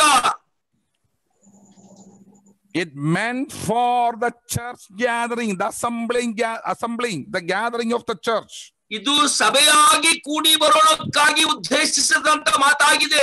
ಸಭೆಯ ಕೂಡಿ ಬರೋಣವಾಗಿದೆ. It is not just a family gathering. ಇದು ಕುಟುಂಬದ ಸೇರಿ ಬರೋಣವಲ್ಲ ಪ್ರಿಯರೇ. It is not just a youth meeting. ಇದು ಯವನಸ್ಥರ ಕೂಟ ಮಾತ್ರವಲ್ಲ ಪ್ರಿಯರೇ. It is not a sisters fellowship. ಇದು ಸಹೋದರಿಯರ ಕೂಡಿ ಬರೋಣವಲ್ಲ ಪ್ರಿಯರೇ. It's not an elders meeting. ಇದು ಹಿರಿಯರ ಕೂಡಿ ಬರೋಣ ಮಾತ್ರವಲ್ಲ. It's not just a brothers meeting. ಇದು ಸಹೋದರರ ಕೂಡಿ ಬರೋಣ ಮಾತ್ರವಲ್ಲ. When the whole church gather together. ಸಂಪೂರ್ಣ ಸಭೆಯಾಗಿ ಸೇರಿ ಬರೋಣವಾದಾಗ. You got it? Yes. Clear, brother? Yes, clear. All right. And then he used, this word, that when you gather together, you may note down that 11:17, 1 Corinthians 11:17. ಮೊದಲನೇ ಕೊರಿಂಥಿ 11:17 ನೀವು ಅದನ್ನು note ಮಾಡ್ಕೊಳ್ಬಹುದು. ನೀವು ಕೂಡಿ ಬರುವಾಗ ಎನ್ನುವ ಶಬ್ದವನ್ನು ಆತನು ಉಪಯೋಗಿಸಿದರು. Is it there? You check. You please check. Is it there? 11:27 ಇದೆಯಾ? ಆರಾಧನಾ ನೋಡಬಹುದು. Is it in their Bible? 11:27 ಮೊದಲನೇ ಕೊರಿಂಥಿ. ಹೀಗಿರುವುದರಿಂದ ಯಾವನಾದರೂ ಅಯೋಗ್ಯವಾಗಿ ಕರ್ತನ ರೊಟ್ಟಿಯನ್ನು ತಿಂದರೆ, ಆತನ ಪಾತ್ರೆಯನ್ನು ಮಾಡಿದರೆ, 11:17. 17:7. 11:17. ಕ್ಷಮಿಸಿ, 17, 11:17 ನಾನು ಹೀಗೆ ನಿಮಗೆ ಅಪ್ಪಣೆ ಕೊಡುವುದರಲ್ಲಿ ನಿಮ್ಮನ್ನು ಹೊಗಳುವುದಿಲ್ಲ, ಯಾಕಂದ್ರೆ ನೀವು ಕೂಡಿ ಬರುವುದರಿಂದ. Yes. ನೀವು ಕೂಡಿ ಬರುವುದರಿಂದ. ಬರುವುದರಿಂದ. ಅರೆ only little difference between our great language Malayalam, okay? By the way, Yes. you learn Malayalam, otherwise in heaven you'll be having a problem, okay? ನಾವು ಮಲಯಾಳಂ ಕಲಿಯದೇ ಇದ್ರೆ ಪರಲೋಕದಲ್ಲಿ ನಮಗೆ ಸಮಸ್ಯೆ ಆಗ್ಬೋದು ಅಂತ ಹೇಳ್ತಾರೆ. ಸಹೋದರರಿಗೆ ನಾವು Kannada ಕಲಿಸೋಣ. Because wherever you go, you see Malayalis, wherever you ಯಾಕಂದ್ರೆ go. ನಾವು ಎಲ್ಲಿ ಹೋದ್ರು ಮಲಯಾಳಂ ಮಾತಾಡೋರನ್ನು ಕಾಣಬಹುದು. Then go to 11:18. ಅನಂತರ 11:18 ನಾವು ಬಂದರೆ, Read that. Let the same sister read loudly. ಹೇಗೆಂದರೆ, ನೀವು ಸಭೆಯಾಗಿ ಕೂಡಿ ಬರುವಾಗ. Right. Good. ನೀವು ಸಭೆಯಾಗಿ ಕೂಡಿ ಬರುವೇನ್. ನೀವು ಸಭೆಯಾಗಿ ಕೂಡಿ ಬರುವಾಗ. In verse 17, 17ನೇ ವಚನದಲ್ಲಿ, when you gather. ನೀವು ಕೂಡಿ ಬರುವುದರಿಂದ. Verse 18, 18ರಲ್ಲಿ, when you gather as a church. ನೀವು ಸಭೆಯಾಗಿ ಕೂಡಿ ಬರುವಾಗ. Clear? Yes. And then go to 11:20. ಅನಂತರ 11:20ನೇ ವಚನ. Yeah. ಪರಂತು ನೀವೆಲ್ಲರೂ ಕೂಡಿ ಬರುವಾಗ ನೀವು ಮಾಡುವ ಭೋಜನವು ಕರ್ತನ ಭೋಜನವಲ್ಲ. They were misusing, they were confusing the Lord's Supper with their own supper. ಇಲ್ಲಿ ಈ ಸಭೆಯವರು ತಮ್ಮ ಸ್ವಂತ ಭೋಜನದ ಆ ಅನ್ಯೋನ್ಯತೆಯನ್ನು ಕರ್ತನ ಭೋಜನದೊಂದಿಗೆ ಗೊಂದಲಕ್ಕೀಡು ಮಾಡಿದರು. But in 11:20, we can infer the very purpose of their gathering together. ಇಲ್ಲಿ 11:20ರಲ್ಲಿ ನಮಗೆ ಗೊತ್ತಾಗುತ್ತದೆ ಬಹಳ ಸ್ಪಷ್ಟವಾಗಿ ಅವರು ಯಾವುದಕ್ಕೆ ಸೇರಿ ಬಂದಿದ್ದರು. Of course they gathered together for the Lord's Supper. ಅವರು ಕರ್ತನ ಭೋಜನಕ್ಕಾಗಿ ಖಂಡಿತವಾಗಿ ಸೇರಿ ಬಂದಿದ್ದರು. But they confused and mixed up with their own supper. ಆದರೆ ಅವರು ತಮ್ಮ ಸ್ವಂತ ಭೋಜನ ಅನ್ಯೋನ್ಯತೆಗಾಗಿ ಸೇರಿ ಬಂದದರೊಂದಿಗೆ ಗೊಂದಲ ಮಾಡಿಕೊಂಡರು. Now you answer to my question. ಈಗ ನನ್ನ ಪ್ರಶ್ನೆಗೆ ದಯವಿಟ್ಟು ಉತ್ತರ ಕೊಡಿ. Where the Lord's Supper should be conducted? ಕರ್ತನ ಭೋಜನ ಈ ವಿಧಿಯನ್ನು ನಾವು ಎಲ್ಲಿ, where or when the Lord's Supper should be conducted? ಕರ್ತನ ಭೋಜನ ಎನ್ನುವ ಈ ವಿಧಿಯನ್ನು ಯಾವಾಗ ಮತ್ತು ಎಲ್ಲಿ ಇದನ್ನು ನಿರ್ವಹಿಸಬೇಕು? Where? When? ಸ್ಟೂಡೆಂಟ್ಸ್, ವಿದ್ಯಾರ್ಥಿಗಳು ಉತ್ತರ ಕೊಡಬಹುದು. ಎಲ್ಲಿ ಮತ್ತು ಯಾವಾಗ? When we gather as when gather as a church, what Daniel says. When you gather as a church. ಸಭೆಯಾಗಿ ಕೂಡಿ ಬರುವಾಗ ಉತ್ತರ ಬಂತು. Any doubt? ಏನಾದರೂ ಸಂದೇಹಗಳಿವೆಯಾ? In the New Testament, there are at least mentioned about 3 or 4 local churches gathered in homes. ಹೊಸ ಒಡಂಬಡಿಕೆಯಲ್ಲಿ 3 ಅಥವಾ 4 ಸ್ಥಳಗಳಲ್ಲಿ ಹೊಸ ಒಡಂಬಡಿಕೆ ಸಭೆಗಳು ಮನೆಯಲ್ಲಿ ಸೇರಿ ಬಂದದರ ಬಗ್ಗೆ ಸಂದರ್ಭ ಬರೆದಿದೆ. In Rome, Aquila and Priscilla's home. ರೋಮಾಪುರದ ಪಟ್ಟಣದಲ್ಲಿ ಅಕ್ವಿಲಾ ಮತ್ತು ಪ್ರಿಸ್ಕಿಲ್ಲಳ ಮನೆಯಲ್ಲಿ. In Colossae, Nymphia's house. ಕೊಲೋಸಿಯಾದಲ್ಲಿ ಪ್ರಿಸ್ಕಿಯಾ ಮನೆಯಲ್ಲಿ. And Philemon's house. ಫಿಲೋಮೋನನ ಮನೆಯಲ್ಲಿ. But they were the gathering of the church, not the family gatherings. ಅದು ಕುಟುಂಬದ ಕೂಡಿ ಬರೋಣ ಅಲ್ಲ, ಅವರ ಮನೆಯಲ್ಲಿ ಸಭೆಯ ಕೂಡಿ ಬರೋಣವಾಗಿತ್ತು. They used the house facilities to gather, the church to gather. ಅವರ ಮನೆಯನ್ನೇ ಅವರು ಸಭೆಯಾಗಿ ಕೂಡಿ ಬರೋಣಕ್ಕಾಗಿ ಉಪಯೋಗಿಸ್ತಾ ಇದ್ದರು. Now let's read the same word in 11:33. 11:33ರಲ್ಲಿ ಮತ್ತೆ ಅದೇ ವಾಕ್ಯವನ್ನು ಓದುವ. Yeah. ಈ ಭೋಜನವನ್ನು ಮಾಡುವುದಕ್ಕೆ ಕೂಡಿ ಬರುವಾಗ ಒಬ್ಬರನ್ನೊಬ್ಬರು ಕಾದುಕೊಳ್ಳಿರಿ. You gathering as a church. Okay, then 11:34. 34ರಲ್ಲಿ ಒಬ್ಬನು ಹಸಿದರೆ ಅವನ ಮನೆಯಲ್ಲೇ ಊಟ ಮಾಡಲಿ, ನೀವು ಕೂಡಿ ಬಂದಿದ್ದು ನ್ಯಾಯ ತೀರ್ಪಿಗೊಳಗಾಗುವುದಕ್ಕೆ ಕಾರಣವಾಗಬಾರದು. ಮಿಕ್ಕಾದ ಸಂಗತಿಗಳನ್ನು ನಾನು ಬಂದಾಗ ಕ್ರಮಪಡಿಸುತ್ತೇನೆ. Then go to 14:23. 14:23 ಮೊದಲನೇ ಕೊರಿಂಥಿ 14ನೇ ಅಧ್ಯಾಯ 23ನೇ ವಚನ. ಹೀಗಿರುವಲ್ಲಿ ಸಭೆಯೆಲ್ಲ ಒಂದೇ ಸ್ಥಳದಲ್ಲಿ ಕೂಡಿ ಬಂದಾಗ ಎಲ್ಲರೂ ವಾಣಿಗಳನ್ನಾಡಿದರೆ ಈ ವರವನ್ನು when you assemble or when you assemble, sorry, 14:23, if the whole church comes together. ಹೀಗಿರುವಲ್ಲಿ ಸಭೆಯೆಲ್ಲ ಒಂದೇ ಸ್ಥಳದಲ್ಲಿ ಕೂಡಿ ಬಂದಾಗ 11:26. 11:26. Sorry, 14:26. ಕ್ಷಮಿಸಿ, 14:26.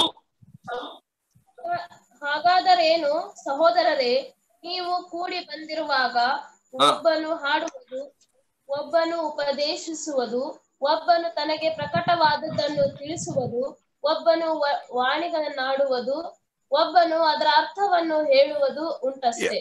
Various things happening in the local assembly gathering at that time. ಈ ಸ್ಥಳೀಯ ಸಭೆಗಳಲ್ಲಿ ಅನೇಕ ಬೇರೆ ಬೇರೆ ವಿಷಯಗಳು ಆಗುವುದನ್ನು ನಾವು ಕಾಣಬಹುದು. Okay, then let's go to 16, 1 Corinthians chapter 16:1. ಮೊದಲನೇ ಕೊರಿಂಥಿ 16:1 ನಾವು ಹೋಗುವುದಾದರೆ, ದೇವ ಜನರಿಗೋಸ್ಕರ ಹಣ ವಸೂಲು ಮಾಡುವುದನ್ನು ಕುರಿತು ನಾನು ಹೇಳುವುದೇನೆಂದರೆ, ಗಲಾತ್ಯದ ಸಭೆಗಳಿಗೆ ನಾನು ಹೇಳಿಕೊಟ್ಟ ಕ್ರಮದಂತೆ ನೀವು ಮಾಡಿರಿ. ಎರಡನೇ ವಚನ ಓದಮ್ಮ. What does it say? Up to second verse we get that. Second. ನಾನು ಬಂದಾಗ ಹಣ ವಸೂಲು ಮಾಡಬೇಕಾದ ಅವಶ್ಯವಾಗದಂತೆ ನಿಮ್ಮಲ್ಲಿ ಪ್ರತಿಯೊಬ್ಬನು ತನಗೆ ಬಂದ ಸಂಪಾದನೆಯ ಮೇರೆಗೆ ವಾರದ ಮೊದಲನೆಯ ದಿನದಲ್ಲಿ ಗಂಟು ಮಾಡಿ ತನ್ನ ಮನೆಯಲ್ಲಿಟ್ಟುಕೊಂಡಿರಬೇಕು. Okay. When they actually to have the offering on the first day of the week, ಅವರು ಕಾಣಿಕೆಯನ್ನು ಕೂಡಿಸುವುದಂತದ್ದು ವಾರದ ಮೊದಲನೇ ದಿನದಲ್ಲಿ ಮಾಡುತ್ತಾ ಇದ್ದರು. First day of the week, for what purpose they gathered? ಮೊದಲನೇ ವಾರದ ಮೊದಲನೇ ದಿನ ಯಾವುದಕ್ಕಾಗಿ ಸೇರಿ ಬರ್ತಾ ಇದ್ದರು? In the context of Corinthians, when you gather on the first day of the gathering, have the offerings, because that is also an expression of your worship. ನಾವು ಇಲ್ಲಿ ಕೊರಿಂಥಿ ಪಟ್ಟಣದ ಈ ಸಭೆಗೆ ಹೇಳುವಂತದನ್ನು ನಾವು ಕಾಣುವುದಾದರೆ, ವಾರದ ಮೊದಲನೇ ದಿನ ನೀವು ಸೇರಿ ಬರುವಾಗ ನಿಮ್ಮ ಕಾಣಿಕೆಯನ್ನು ಕೂಡಿಸಿಕೊಳ್ಳಿರಿ ಅಂದ್ರೆ ಅದು ಕೂಡ ನಿಮ್ಮ ಆರಾಧನೆಯ ಒಂದು ಭಾಗವಾಗಿದೆ. When we are connecting these thoughts with Acts chapter 27, ನಾವು ಅಪೊಸ್ತಲ ಕೃತ್ಯ 27ನೇ ವಚನಕ್ಕೆ ಇದನ್ನು ನಾವು ಜೋಡಿಸಿ ಅರ್ಥ ಮಾಡಿಕೊಳ್ಳುವಾಗ, the church in Troas gathered for breaking of the bread on the first day of the week. ತ್ರೋವದಲ್ಲಿ ಸೇರಿ ಬಂದಂತ ಸಭೆಯು ವಾರದ ಮೊದಲನೇ ದಿನ ರೊಟ್ಟಿ ಮುರಿಯುವುದಕ್ಕೆ ಸೇರಿ ಬಂದಂತ ಸಭೆಯಾಗಿತ್ತು. In that case, the breaking of the bread, are supposed to be conducted on the first day of the week when they gather together, not separately. ಹಾಗಾದರೆ ಈ ವಾಕ್ಯದ ಆಧಾರದ ಮೇಲೆ ರೊಟ್ಟಿ ಮುರಿಯುವಂತ ಕ್ರಮವು ಸಭೆಯಾಗಿ ಕೂಡಿ ಬಂದಾಗ ವಾರದ ಮೊದಲನೇ ದಿನದಲ್ಲೇ ಇದನ್ನು ನಾವು ಪಾಟಿಸಬೇಕು, ನಮ್ಮ ಮನೆಗಳಲ್ಲಿ ಬೇರೆ ಬೇರೆಯಾಗಿ ಸೇರಿ ಬಂದಾಗ ಅಲ್ಲವೇ ಅಲ್ಲ. Now I need a brilliant student from you. ನಮ್ಮ ವಿದ್ಯಾರ್ಥಿಗಳಲ್ಲಿ ಬಹಳ ಸೂಕ್ಷ್ಮವಾಗಿ ಜಾಣರಾದಂತ ವಿದ್ಯಾರ್ಥಿಗಳು ಬೇಕಾಗಿದ್ದಾರೆ. Those who noted down the notes, ಯಾರು ಆ ನೋಟ್ಸ್ ಗಳನ್ನು ಬರೆದುಕೊಂಡಿದ್ದಾರೋ ಅವರು ಬೇಕಾಗಿದ್ದಾರೆ. If you are going to answer what I am going to tell now, ನಾನು ಈಗ ಹೇಳುವುದನ್ನು ನೀವು ಉತ್ತರಿಸುವುದಾದರೆ, when I come to Karnataka, I'll give a gift. ನಾನು ಕರ್ನಾಟಕಕ್ಕೆ ಬಂದಾಗ ನಿಮಗೆ ಒಂದು ಉಪಹಾರವನ್ನು ಕೊಡುವೆನು. A gift at least by words, no problem. ಆ ಉಪಹಾರ ನನ್ನ ಮಾತಿನಲ್ಲಿದೆ. Whatever I taught until now, can you just explain in Canarese? I understand Canarese. I don't have any problem because I understand Hindi. I speak Hindi. Marathi I understand. Canarese I understand. Even Tamil I understand. Okay. ನಾನು ಹಿಂದಿ ಮಾತಾಡುತ್ತೇನೆ, ಕನ್ನಡ ಮತ್ತು ತಮಿಳು ಅರ್ಥ ಮಾಡಿಕೊಳ್ಳುತ್ತೇನೆ. ದಯವಿಟ್ಟು ಯಾರಾದ್ರೂ ವಿದ್ಯಾರ್ಥಿಗಳು note ಮಾಡಿಕೊಂಡಂತ ಮುಖ್ಯಾಂಶಗಳನ್ನು ಹೇಳಬಹುದಾಗಿದೆ. Just say out, what we discussed today. ಈಗ ನಾವು ಅಭ್ಯಾಸ ಮಾಡಿದಂತ ಮುಖ್ಯಾಂಶಗಳನ್ನು ದಯವಿಟ್ಟು ಯಾರಾದ್ರೂ ಕ್ರಮವಾಗಿ ಬರೆದುಕೊಂಡಂತ ಪಾಯಿಂಟ್ಗಳನ್ನು ಹೇಳಿದ್ರೆ ಒಳ್ಳೆಯದು.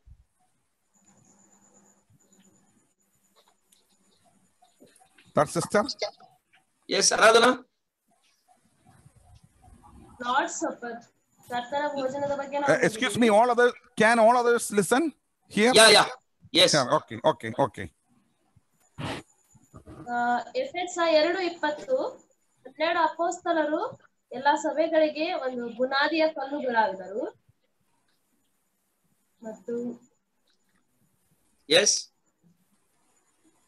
ಕರ್ತನು ಮರಣದ ಮುಂಚೆ ಈ ರೊಟ್ಟಿಯ ಮುರಿಯುವ ಕ್ರಮವನ್ನು ವಿಧಿಸಿದನು. Yes.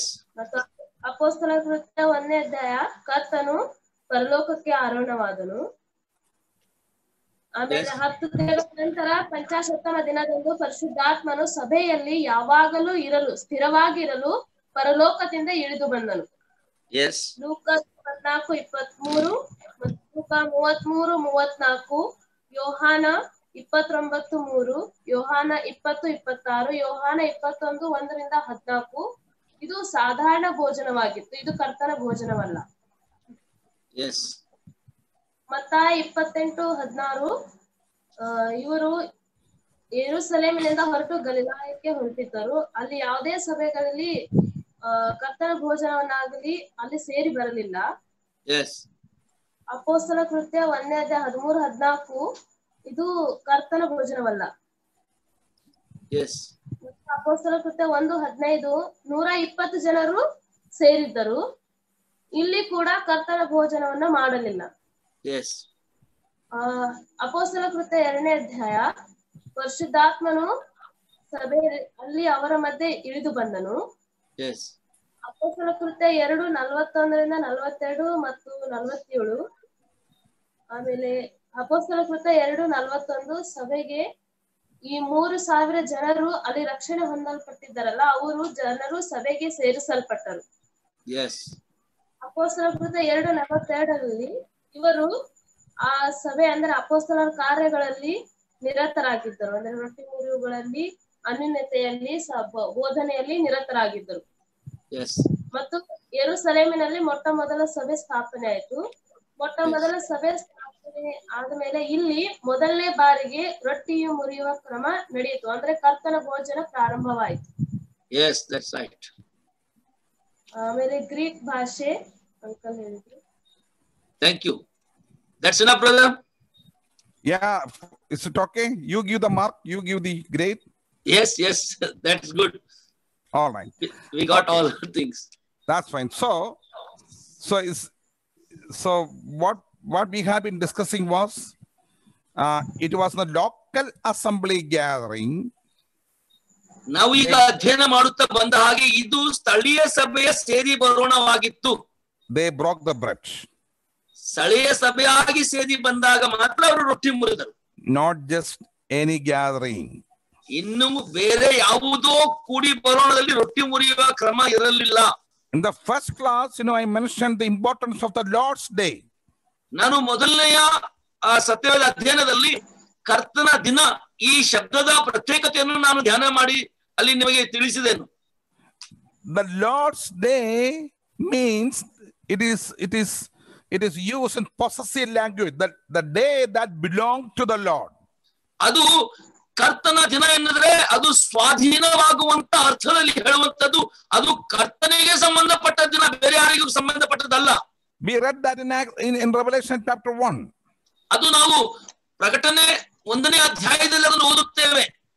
But the Lord's Supper is used only the breaking of the bread used, the breaking of the bread. For breaking of the bread, Paul used the Lord's Supper only in 11:20. 11:20 ಮಾತ್ರ ಪೌಲನು ರೊಟ್ಟಿ ಮುರಿಯುವ ಕ್ರಮ ಎನ್ನುವ ಈ ಶಬ್ದವನ್ನು ಉಪಯೋಗಿಸುತ್ತಾನೆ. In 1 Corinthians chapter 11:20. ಆ ಮೊದಲನೇ ಕೊರಿಂಥಿ 11ನೇ ಅಧ್ಯಾಯದಲ್ಲಿ ಮಾತ್ರ Lord's Day and Lord's Supper. ಕರ್ತನ ದಿನ, ಕರ್ತನ ಭೋಜನ ಎನ್ನುವ ಈ ಶಬ್ದ. Can you see a sort of mystic relationship, mystic connection between these two usages? ಈ ಎರಡು ಉಪಯೋಗವಾದಂತ ಪದಗಳಲ್ಲಿ ಇರುವಂತ ಸಮಾನಾರ್ಥವಾದಂತ ಅರ್ಥಗಳನ್ನು ನಾವು ಕಾಣಬಹುದು. Lord's means the Greek word is kuriakos. Kuriakose ಎನ್ನುವ ಗ್ರೀಕ್ ಶಬ್ದದಿಂದ ಬಂದಂತದ್ದು ಕರ್ತನಿಗೆ ಸಂಬಂಧಪಟ್ಟದ್ದು. Yeah, that is used only in 1 Corinthians 11:20 and in the book of Revelation to denote the Lord's day. ಅದು ಪ್ರಕಟಣೆ ಗ್ರಂಥ ಮೊದಲನೇ ಅಧ್ಯಾಯ ಮತ್ತು ಮೊದಲನೇ ಕೊರಿಂಥ 11ನೇ ಅಧ್ಯಾಯದಲ್ಲಿ ಮಾತ್ರ ಕುರಿಯೋಕೋಸ್ ಎನ್ನುವ ಈ ಶಬ್ದದ ಅರ್ಥ ಕರ್ತನ ಭೋಜನ ಅಥವಾ ಕರ್ತನಿಗೆ ಸಂಬಂಧಪಟ್ಟ ಶಬ್ದವನ್ನು ಉಪಯೋಗಿಸಿದ್ದಾರೆ. But the Lord's Supper is also known as breaking of the bread. ಆದರೆ ಕರ್ತನ ಭೋಜನ ಅನ್ನುವುದು ಕೂಡ ರೊಟ್ಟಿ ಮುರಿಯುವ ಕ್ರಮ ಅಲ್ಲವೋ? That includes breaking of the bread and drinking from the cup. ಅದು ಕೂಡ ರೊಟ್ಟಿ ಮುರಿಯುವ ಮತ್ತು ಪಾತ್ರೆಯಿಂದ ಪಾನ ಮಾಡುವಂತದ್ದು ಇದೆ ಅಲ್ವೋ? I am going to repeat that again. ಅದನ್ನು ಪುನರಾವರ್ತಿಗೊಳ್ಳಿ ಹೇಳ್ತೇನೆ. The Lord's Supper, Paul called it Lord's Supper. ಪೌಲನು ಕರ್ತನ ಭೋಜನ ಎಂದು ಕರೆದನು. Because he wanted to distinguish between the communal meals or their own supper, their own, normal supper. ಆತನು ಸಮಾಜವಾಗಿ ಸೇರಿ ಬಂದಾಗ ಮಾಡುವಂತ ಆ ಭೋಜನ ಮತ್ತು ಸಭೆಯಾಗಿ ಸೇರಿ ಬಂದಾಗ ಮಾಡುವಂತ ಭೋಜನದ ವ್ಯತ್ಯಾಸವನ್ನು ಬೇರೆಯಾಗಿ ತಿಳಿಸಲು ಬಯಸುತ್ತಾ ಇದ್ದಾನೆ. But in Acts chapter 2:42 and Acts chapter 27, 2:42 ಅಪೊಸ್ತಲರ ಕೃತ್ಯಗಳಲ್ಲಿಯೂ ಮತ್ತು 20ನೇ ಅಧ್ಯಾಯ 7ನೇ ವಚನದಲ್ಲಿಯೂ Luke used breaking of the bread. ಅಲ್ಲಿ ರೊಟ್ಟಿ ಮುರಿಯುವ ಎನ್ನುವ ಶಬ್ದವನ್ನು ಉಪಯೋಗಿಸಿದ್ದಾರೆ. That includes the breaking of the bread and eating and the drinking from the cup. ಇದು ರೊಟ್ಟಿ ಮುರಿಯುವಂತದ್ದು, ತಿನ್ನುವಂತದ್ದು, ಪಾತ್ರೆಯಿಂದ ಪಾನ ಮಾಡುವಂತ ಈ ಎಲ್ಲಾ ವಿಧಿಗಳನ್ನು ಸೇರಿಸಲ್ಪಟ್ಟಿದೆ. So the Lord's Supper is also known as breaking of bread. ಹಾಗಾದ್ರೆ ಕರ್ತನ ಭೋಜನ ಕೂಡ ರೊಟ್ಟಿ ಮುರಿಯುವ ಕ್ರಮದೊಂದಿಗೆ ಸೇರಿಸಿದೆ. And when we come to 1 Corinthians chapter 10:16, ನಾವು ಮೊದಲನೇ ಕೊರಿಂಥಿ 10:36ನೇ ವಚನಕ್ಕೆ ಬರುವಾಗ there we can observe another usage. ಅಲ್ಲಿ ಇನ್ನೊಂದು ಭಾಷೆಯನ್ನು ಉಪಯೋಗಿಸಿದನ್ನು ನಾವು ಕಾಣಬಹುದು. Can someone read 1 Corinthians chapter 10:16 please? 10:16. ಮೊದಲನೇ ಕೊರಿಂಥಿ 10:16 ಯಾರಾದ್ರೂ ಓದ್ತಾರೆ? 10:16. Yeah. ನಾವು ದೇವ ಸ್ತೋತ್ರ ಮಾಡಿ ಪಾತ್ರೆಯಲ್ಲಿ ಪಾನ ಮಾಡುವುದು ಕ್ರಿಸ್ತನ ರಕ್ತದಲ್ಲಿ ಪಾಲುಗಾರರಾಗಿದ್ದೇವೆಂಬುದನ್ನು. ಪಾತ್ರೆಯಲ್ಲಿ ಪಾನ ಮಾಡು. It says the cup of blessing. ಅದು ಪಾತ್ರೆಯಲ್ಲಿ ಪಾನ ಮಾಡುವಂತದ್ದು ಆಶೀರ್ವಾದದ ಪಾತ್ರೆ. Cup of blessing. ಆಶೀರ್ವಾದದ ಪಾತ್ರೆ. Blessing there means praise or thanksgiving. ಅಲ್ಲಿ ಆಶೀರ್ವಾದ ಪಾತ್ರೆ ಅಂದರೆ ಕರ್ತನಿಗೆ ಸ್ತೋತ್ರ ಮಾಡುವಂತದ್ದು, ಆತನಿಗೆ ಕೃತಜ್ಞತೆಯನ್ನು ಸಲ್ಲಿಸುವಂತದ್ದಾಗಿದೆ. Now Luke borrowed this usage from the upper room ministry. Luke was not there, but ಲೂಕನು ಮೇಲ್ಕೋಣೆಯ ಸೇವೆಯಲ್ಲಿ ಇಲ್ಲದಿದ್ದರೂ ಕೂಡ ಈ ಶಬ್ದವನ್ನು ಆತನು ಉಪಯೋಗಿಸಿದನು. What the Lord did? ಕರ್ತನು ಏನು ಮಾಡಿದನು? He took the bread. ಆತನು ರೊಟ್ಟಿಯನ್ನು ತೆಗೆದುಕೊಂಡು, or he gave thanks to the bread. ಆತನು ರೊಟ್ಟಿಯನ್ನು ತೆಗೆದುಕೊಂಡು ಸ್ತೋತ್ರ ಮಾಡಿ, and then he gave thanks to the cup. ಆತನು ಪಾತ್ರೆಯನ್ನು ತೆಗೆದುಕೊಂಡು ಸ್ತೋತ್ರ ಮಾಡಿದನು and distributed. ಅನಂತರ ಹಂಚಿಕೊಟ್ಟನು. That's why Paul used cup of blessing. ಅದಕ್ಕಾಗಿಯೇ ಆಶೀರ್ವಾದದ ಪಾತ್ರೆ ಎನ್ನುವ ಆ ಪದವನ್ನು ಉಪಯೋಗಿಸಿದ್ದಾನೆ ಪೌಲನು. Cup of thanksgiving.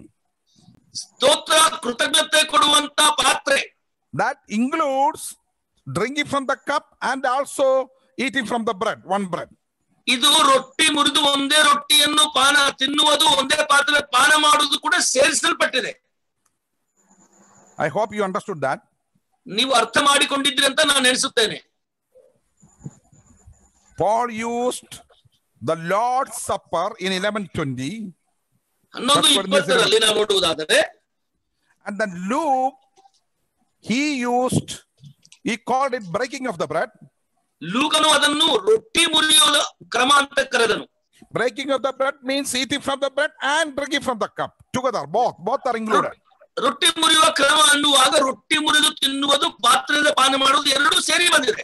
Paul also used ಪೌಲನು ಈ ಶಬ್ದವನ್ನು ಕೂಡ ಹೀಗೆ ಉಪಯೋಗಿಸಿದನು. cup of blessing or thanksgiving. ಆಶೀರ್ವಾದದ ಪಾತ್ರೆ ಅಥವಾ ಕೃತಜ್ಞತೆ ಕೊಡುವಂತಹ ಸಂದರ್ಭ ಅಂತ ಉಪಯೋಗಿಸ್ತಾನೆ. For both breaking of the bread and drinking from the cup. ರೊಟ್ಟಿ ಮುರಿಯೋದನ್ನು ಪಾತ್ರೆಯಿಂದ ಪಾನ ಮಾಡೋದು ಎರಡು ಸೇರಿಸಿ ಬಂದಿದೆ.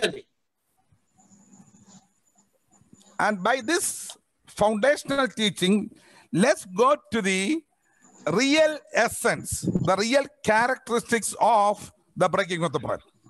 ಈ ಮೂಲಭೂತ ತತ್ವಗಳನ್ನು ನಾವು ಅರ್ಥ ಮಾಡಿಕೊಂಡು ಕಲಿತು ನಮ್ಮ ರೊಟ್ಟಿ ಮುರಿದು ಕೂಡಿ ಬರೋಣ ಸಮಯದಲ್ಲಿರುವಂತ ಆ ಇಸೆನ್ಸ್ ಅಂದ್ರೆ ಅದರಲ್ಲಿ ಬರುವಂತ ಸುವಾಸನೆಯ ಆ ಅಧ್ಯಯನಕ್ಕೆ ನಾವು ಮುಂದೆ ಹೋಗೋಣ.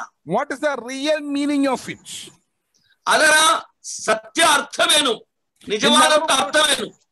In other words, I was writing an article to publish in Harvest Time. Harvest Time ನಲ್ಲಿ ನಾನು ಪಬ್ಲಿಷ್ ಆಗ್ಲಿಕ್ಕೆ ಒಂದು article ಬರೆಯುತ್ತಿರುವಾಗ the spiritual essence of the Lord's Supper. ಕರ್ತನ ಭೋಜನದ ಆತ್ಮಿಕ ಸುವಾಸನೆ. When we do participate from the Lord's Supper, ನಾವು ಕರ್ತನ ಭೋಜನದಲ್ಲಿ ಪಾಲುಗಾರರಾಗುವಾಗ, in the assembling of the church, ಕರ್ತನ ಆ ಸಭೆಯಲ್ಲಿ ಸೇರಿ ಬರುವಾಗ, what is our relationship with God and what is our relationship with the church? ಕರ್ತನೊಂದಿಗೆ ಮತ್ತು ಸಭೆಯೊಂದಿಗೆ ನಮ್ಮ ಸಂಬಂಧವೇನು? What are the spiritual truths, essence in it? ಅದರಲ್ಲಿರುವಂತ ಆತ್ಮಿಕ ಸತ್ಯತೆ ಅಥವಾ ಸುವಾಸನೆ ಏನು? What are the ingredients, spiritual ingredients in it? ಆತ್ಮಿಕ ಅಂಶಗಳು ಅದರಲ್ಲಿ ಇರುವಂತದ್ದು ಏನು? So how we need to relate to that and respond to that? ನಾವು ಅದನ್ನು ಹೇಗೆ ಅರ್ಥ ಮಾಡಿಕೊಳ್ಳಬಹುದು, ಅದರೊಂದಿಗೆ ಹೇಗೆ ನಾವು ಸೇರಿರಬಹುದು? So that, I hope our time is over. Am I right? No, you have another 10 minutes. Oh, I got another 10 minutes? Thank Yes. God. Okay. Probably then we will see few things, some points. ನಾವು ಕೆಲವು ಅಂಶಗಳನ್ನು ಇಲ್ಲಿ ನೋಡಬಹುದು. But those who attended this class, please join in the next class as well. ಈ class ನಲ್ಲಿ ಇವತ್ತು ಬಂದವರು ದಯವಿಟ್ಟು ಮುಂದಿನ ಕ್ಲಾಸ್ ನಲ್ಲಿ ಕೂಡ ಬರಬೇಕಾಗಿ ವಿನಂತಿಸಿಕೊಳ್ತೇನೆ. ಆಗ ಸಂಪೂರ್ಣವಾಗಿ ಅರ್ಥ ಆಗಬಹುದು. Otherwise you may miss the link. ಹಾಗೆ ಆಗದಿದ್ದರೆ ನೀವು ಲಿಂಕ್ ಮಿಸ್ ಆಗಬಹುದು. Now the first point is, ಈಗ ಮೊದಲನೇ ಕೊರಿಂಥಿಯಲ್ಲಿ we can see that this is a sign of New Testament. ಇದು ಹೊಸ ಒಡಂಬಡಿಕೆಯ ಚಿಹ್ನೆಯಾಗಿ ನಾವು ಕಾಣಬಹುದು. From the words of Jesus, this cup is the New Testament in my blood. ಕರ್ತನಾದ ಯೇಸು ಕ್ರಿಸ್ತನ ನುಡಿಗಳನ್ನು ಕಾಣುವುದಾದರೆ ಇದು ಹೊಸ ಒಡಂಬಡಿಕೆಯಾಗಿದೆ. Where do you find this? ಇದನ್ನು ನಾವು ಎಲ್ಲಿ ಕಾಣಬಹುದು? Where do you find this verse? ಈ ವಚನವನ್ನು ನಾವು ಎಲ್ಲಿ ಕಾಣಬಹುದು? This cup is the New Testament in my blood. ನನ್ನ ರಕ್ತದಲ್ಲಿ ಇದು ಹೊಸ ಒಡಂಬಡಿಕೆಯಾಗಿದೆ. The portions where it is stated by Matthew, Mark, and Luke, where it is stated about the institution of the Lord's Supper. ಕರ್ತನ ಭೋಜನ ಸ್ಥಾಪನೆಯಾದಾಗ ಮತ್ತೇನು, ಮಾರ್ಕನು, ಲೂಕನು ಬರೆದಂತ ಮಾತುಗಳಾಗಿವೆ ಇವು. Do you want to read that? You can read any one. Matthew 26:28 or Mark 14:22 or Luke 22:20. 22:20 ಲೂಕನ ಬರೆದ ಸುವಾರ್ತೆ. ಒಂದು ವಚನವನ್ನು ನಾವು ಮಾತ್ರ ಓದಿಕೊಳ್ಳೋಣ. Is it there, that verse? Yes. ಲೂಕ 24:20. 22:20. 22:20. ಊಟವಾದ ಮೇಲೆ ಆತನು ಅದೇ ರೀತಿಯಾಗಿ ಪಾತ್ರೆಯನ್ನು ತೆಗೆದುಕೊಂಡು, ಈ ಪಾತ್ರೆಯು ನಿಮಗೋಸ್ಕರ ಸುರಿಸಲ್ಪಡುವ ನನ್ನ ರಕ್ತದಿಂದ ಸ್ಥಾಪಿತವಾಗುವ ಹೊಸ ಒಡಂಬಡಿಕೆಯನ್ನು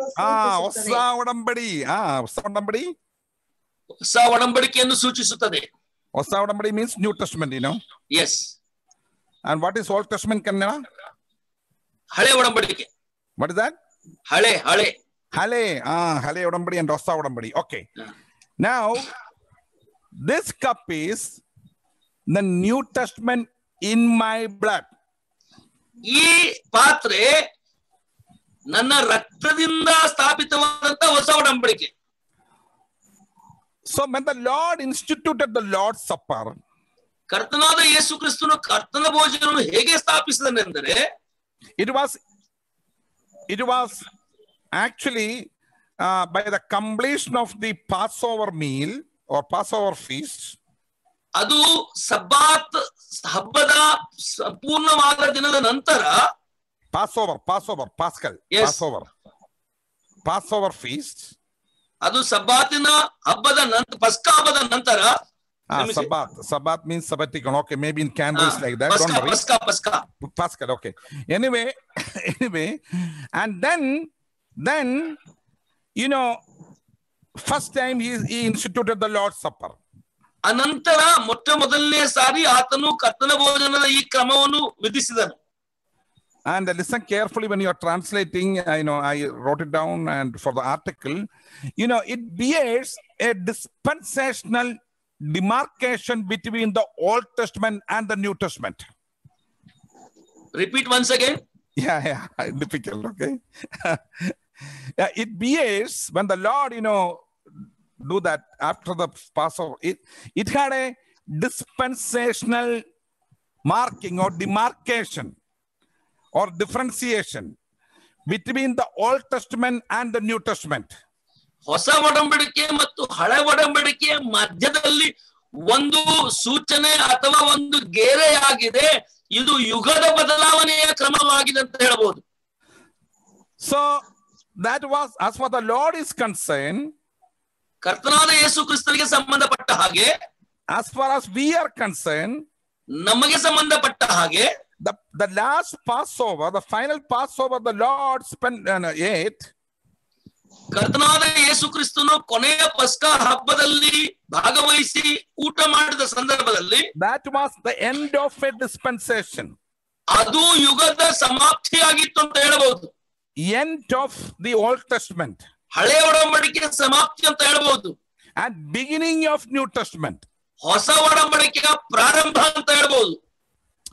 Now we know when we are reading Genesis, Abraham's story.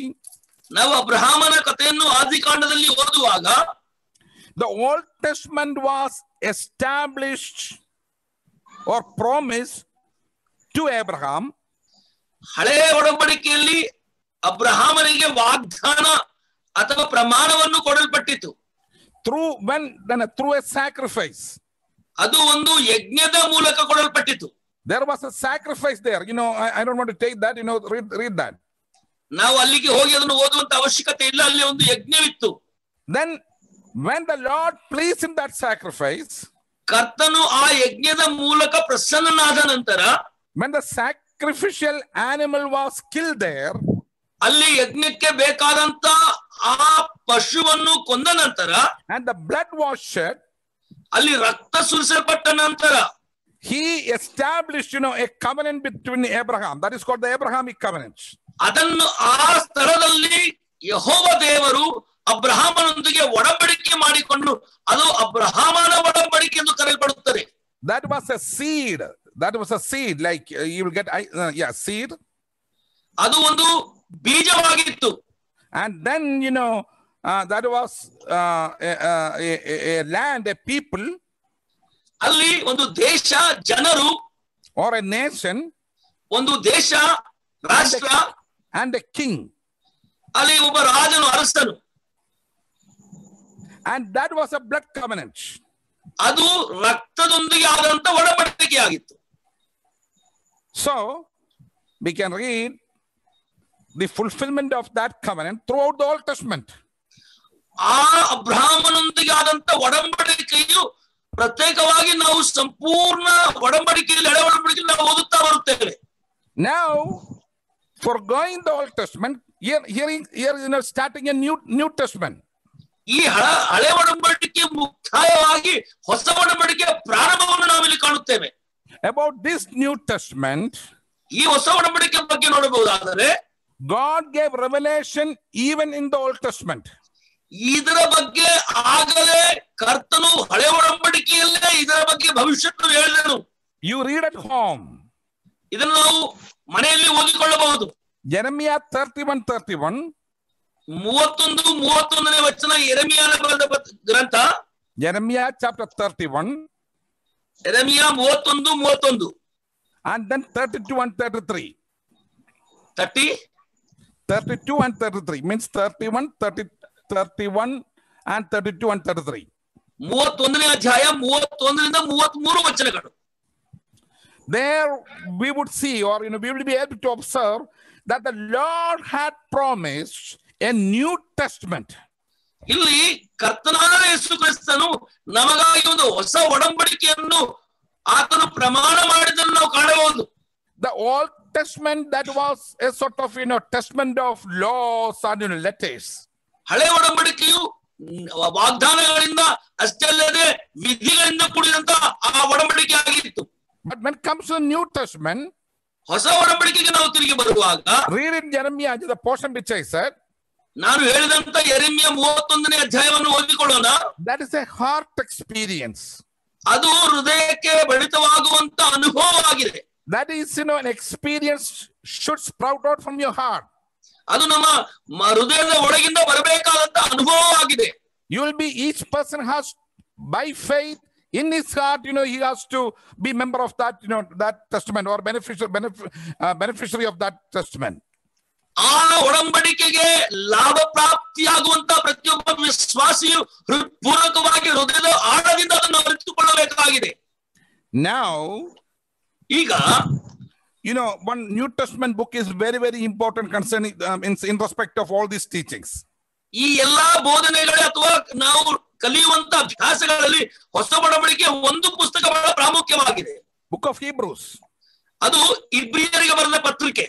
Suppose the Holy Spirit did not place Book of Hebrews in the New Testament, ಒಂದು ವೇಳೆ ಹೊಸ ಒಡಂಬಡಿಕೆ ಇಬ್ರಿಯರಿಗೆ ಬರೆದ ಪತ್ರಿಕೆ ಅನ್ನೋ ಈ ಪುಸ್ತಕ ಇಲ್ಲದೇ ಇದ್ದರೆ, we would have been continuing like a Jewish sect even today.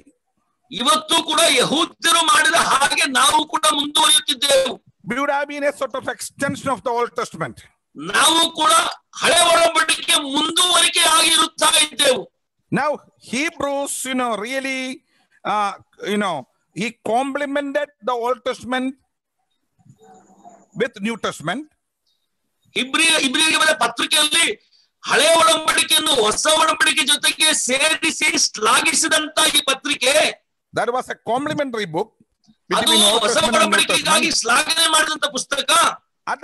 At the same time, there is a book of contrast. ಅದೇ ಸಮಯದಲ್ಲಿ ಒಂದು ಸಂದರ್ಭಕ್ಕನುಸಾರವಾದಂತ ಪುಸ್ತಕವೂ ಕೂಡ ಆಗಿದೆ.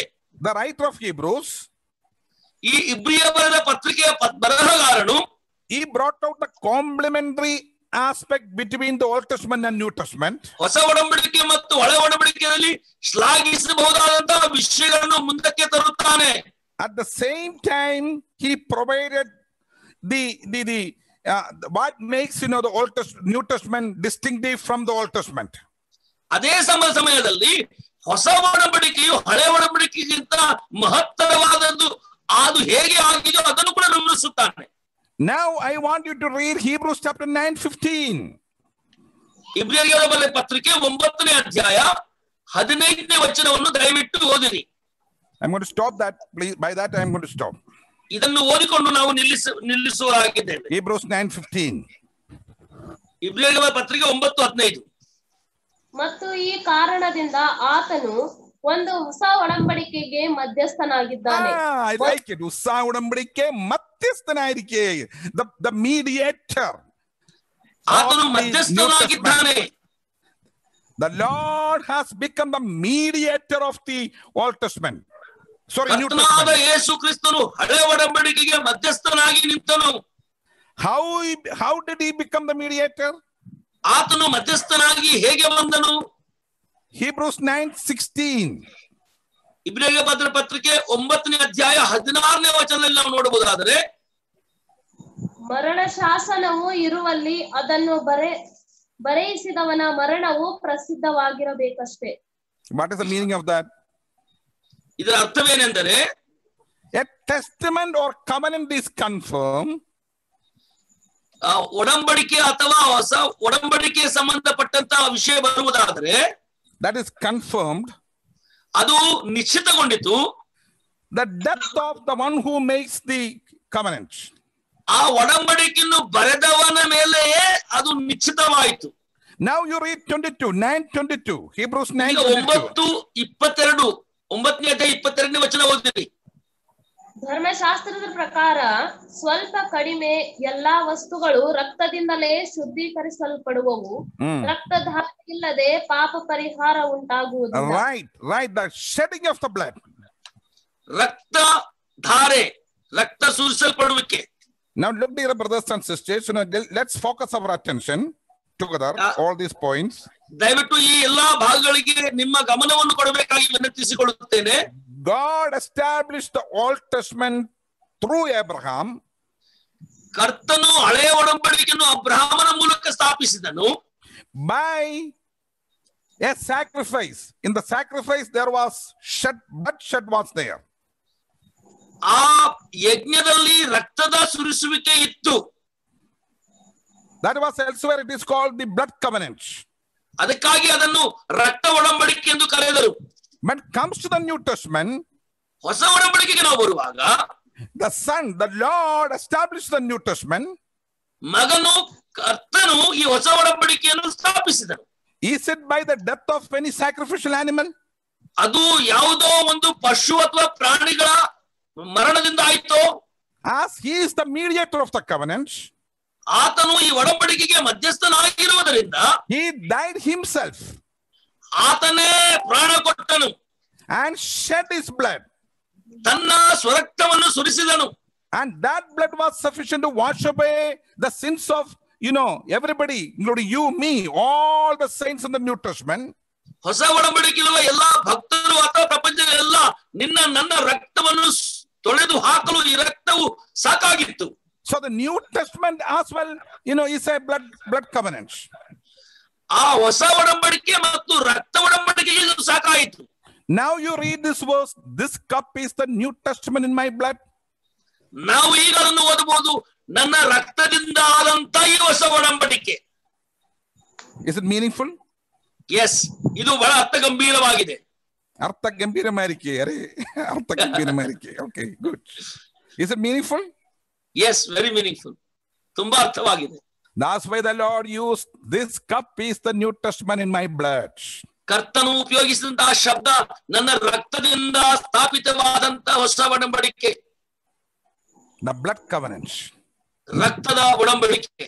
This cup, as and when we are drinking from this cup, ಈ ಪಾತ್ರೆಯಿಂದ ಎಷ್ಟು ಸಾರಿ ನಾವು ಪಾನ ಮಾಡುವೆವೋ, that is a memorial of the shed blood of Jesus Christ. ನಮ್ಮ ಕರ್ತನಾದ ಯೇಸು ಕ್ರಿಸ್ತನು ಸುರಿಸಿದಂತ ಆ ರಕ್ತಕ್ಕೆ ಅದು ಗುರುತಾಗಿದೆ. And that blood was sufficient to establish the New Testament, New Covenant. Praise the Lord. We are all part of that covenant. ಆ ರಕ್ತವೇ ಕರ್ತನಾದ ಯೇಸು ಕ್ರಿಸ್ತನು ಸ್ಥಾಪಿಸಿದಂತ ಹೊಸ ಒಡಂಬಡಿಕೆ. ಆ ಹೊಸ ಒಡಂಬಡಿಕೆ ಸರಿ ಅಥವಾ ಸಾಕಾಗಿತ್ತು. ಕರ್ತನಿಗೆ ಸ್ತೋತ್ರವಾಗಲಿ, ನಾವು ಆ ಹೊಸ ಒಡಂಬಡಿಕೆಯ ಭಾಗಗಳಾಗಿದ್ದೇವೆ. Only the blood of Jesus can wash away all our sins. ಕರ್ತನಾದ ಯೇಸು ಕ್ರಿಸ್ತನ ರಕ್ತ ಮಾತ್ರವೇ ನಮ್ಮೆಲ್ಲರ ಎಲ್ಲಾ ಪಾಪಗಳನ್ನು ತೊಳೆದು ಹಾಕಲಿಕ್ಕೆ ಸಾಮರ್ಥ್ಯವುಳ್ಳದಾಗಿದೆ. Only by that washing we are becoming believers. ನಾವು ಆ ತೊಳೆಯುವಿಕೆಯಿಂದ ಮಾತ್ರ ವಿಶ್ವಾಸಿಗಳೆಂದು ಕರೆಯಲ್ಪಡುತ್ತೇವೆ.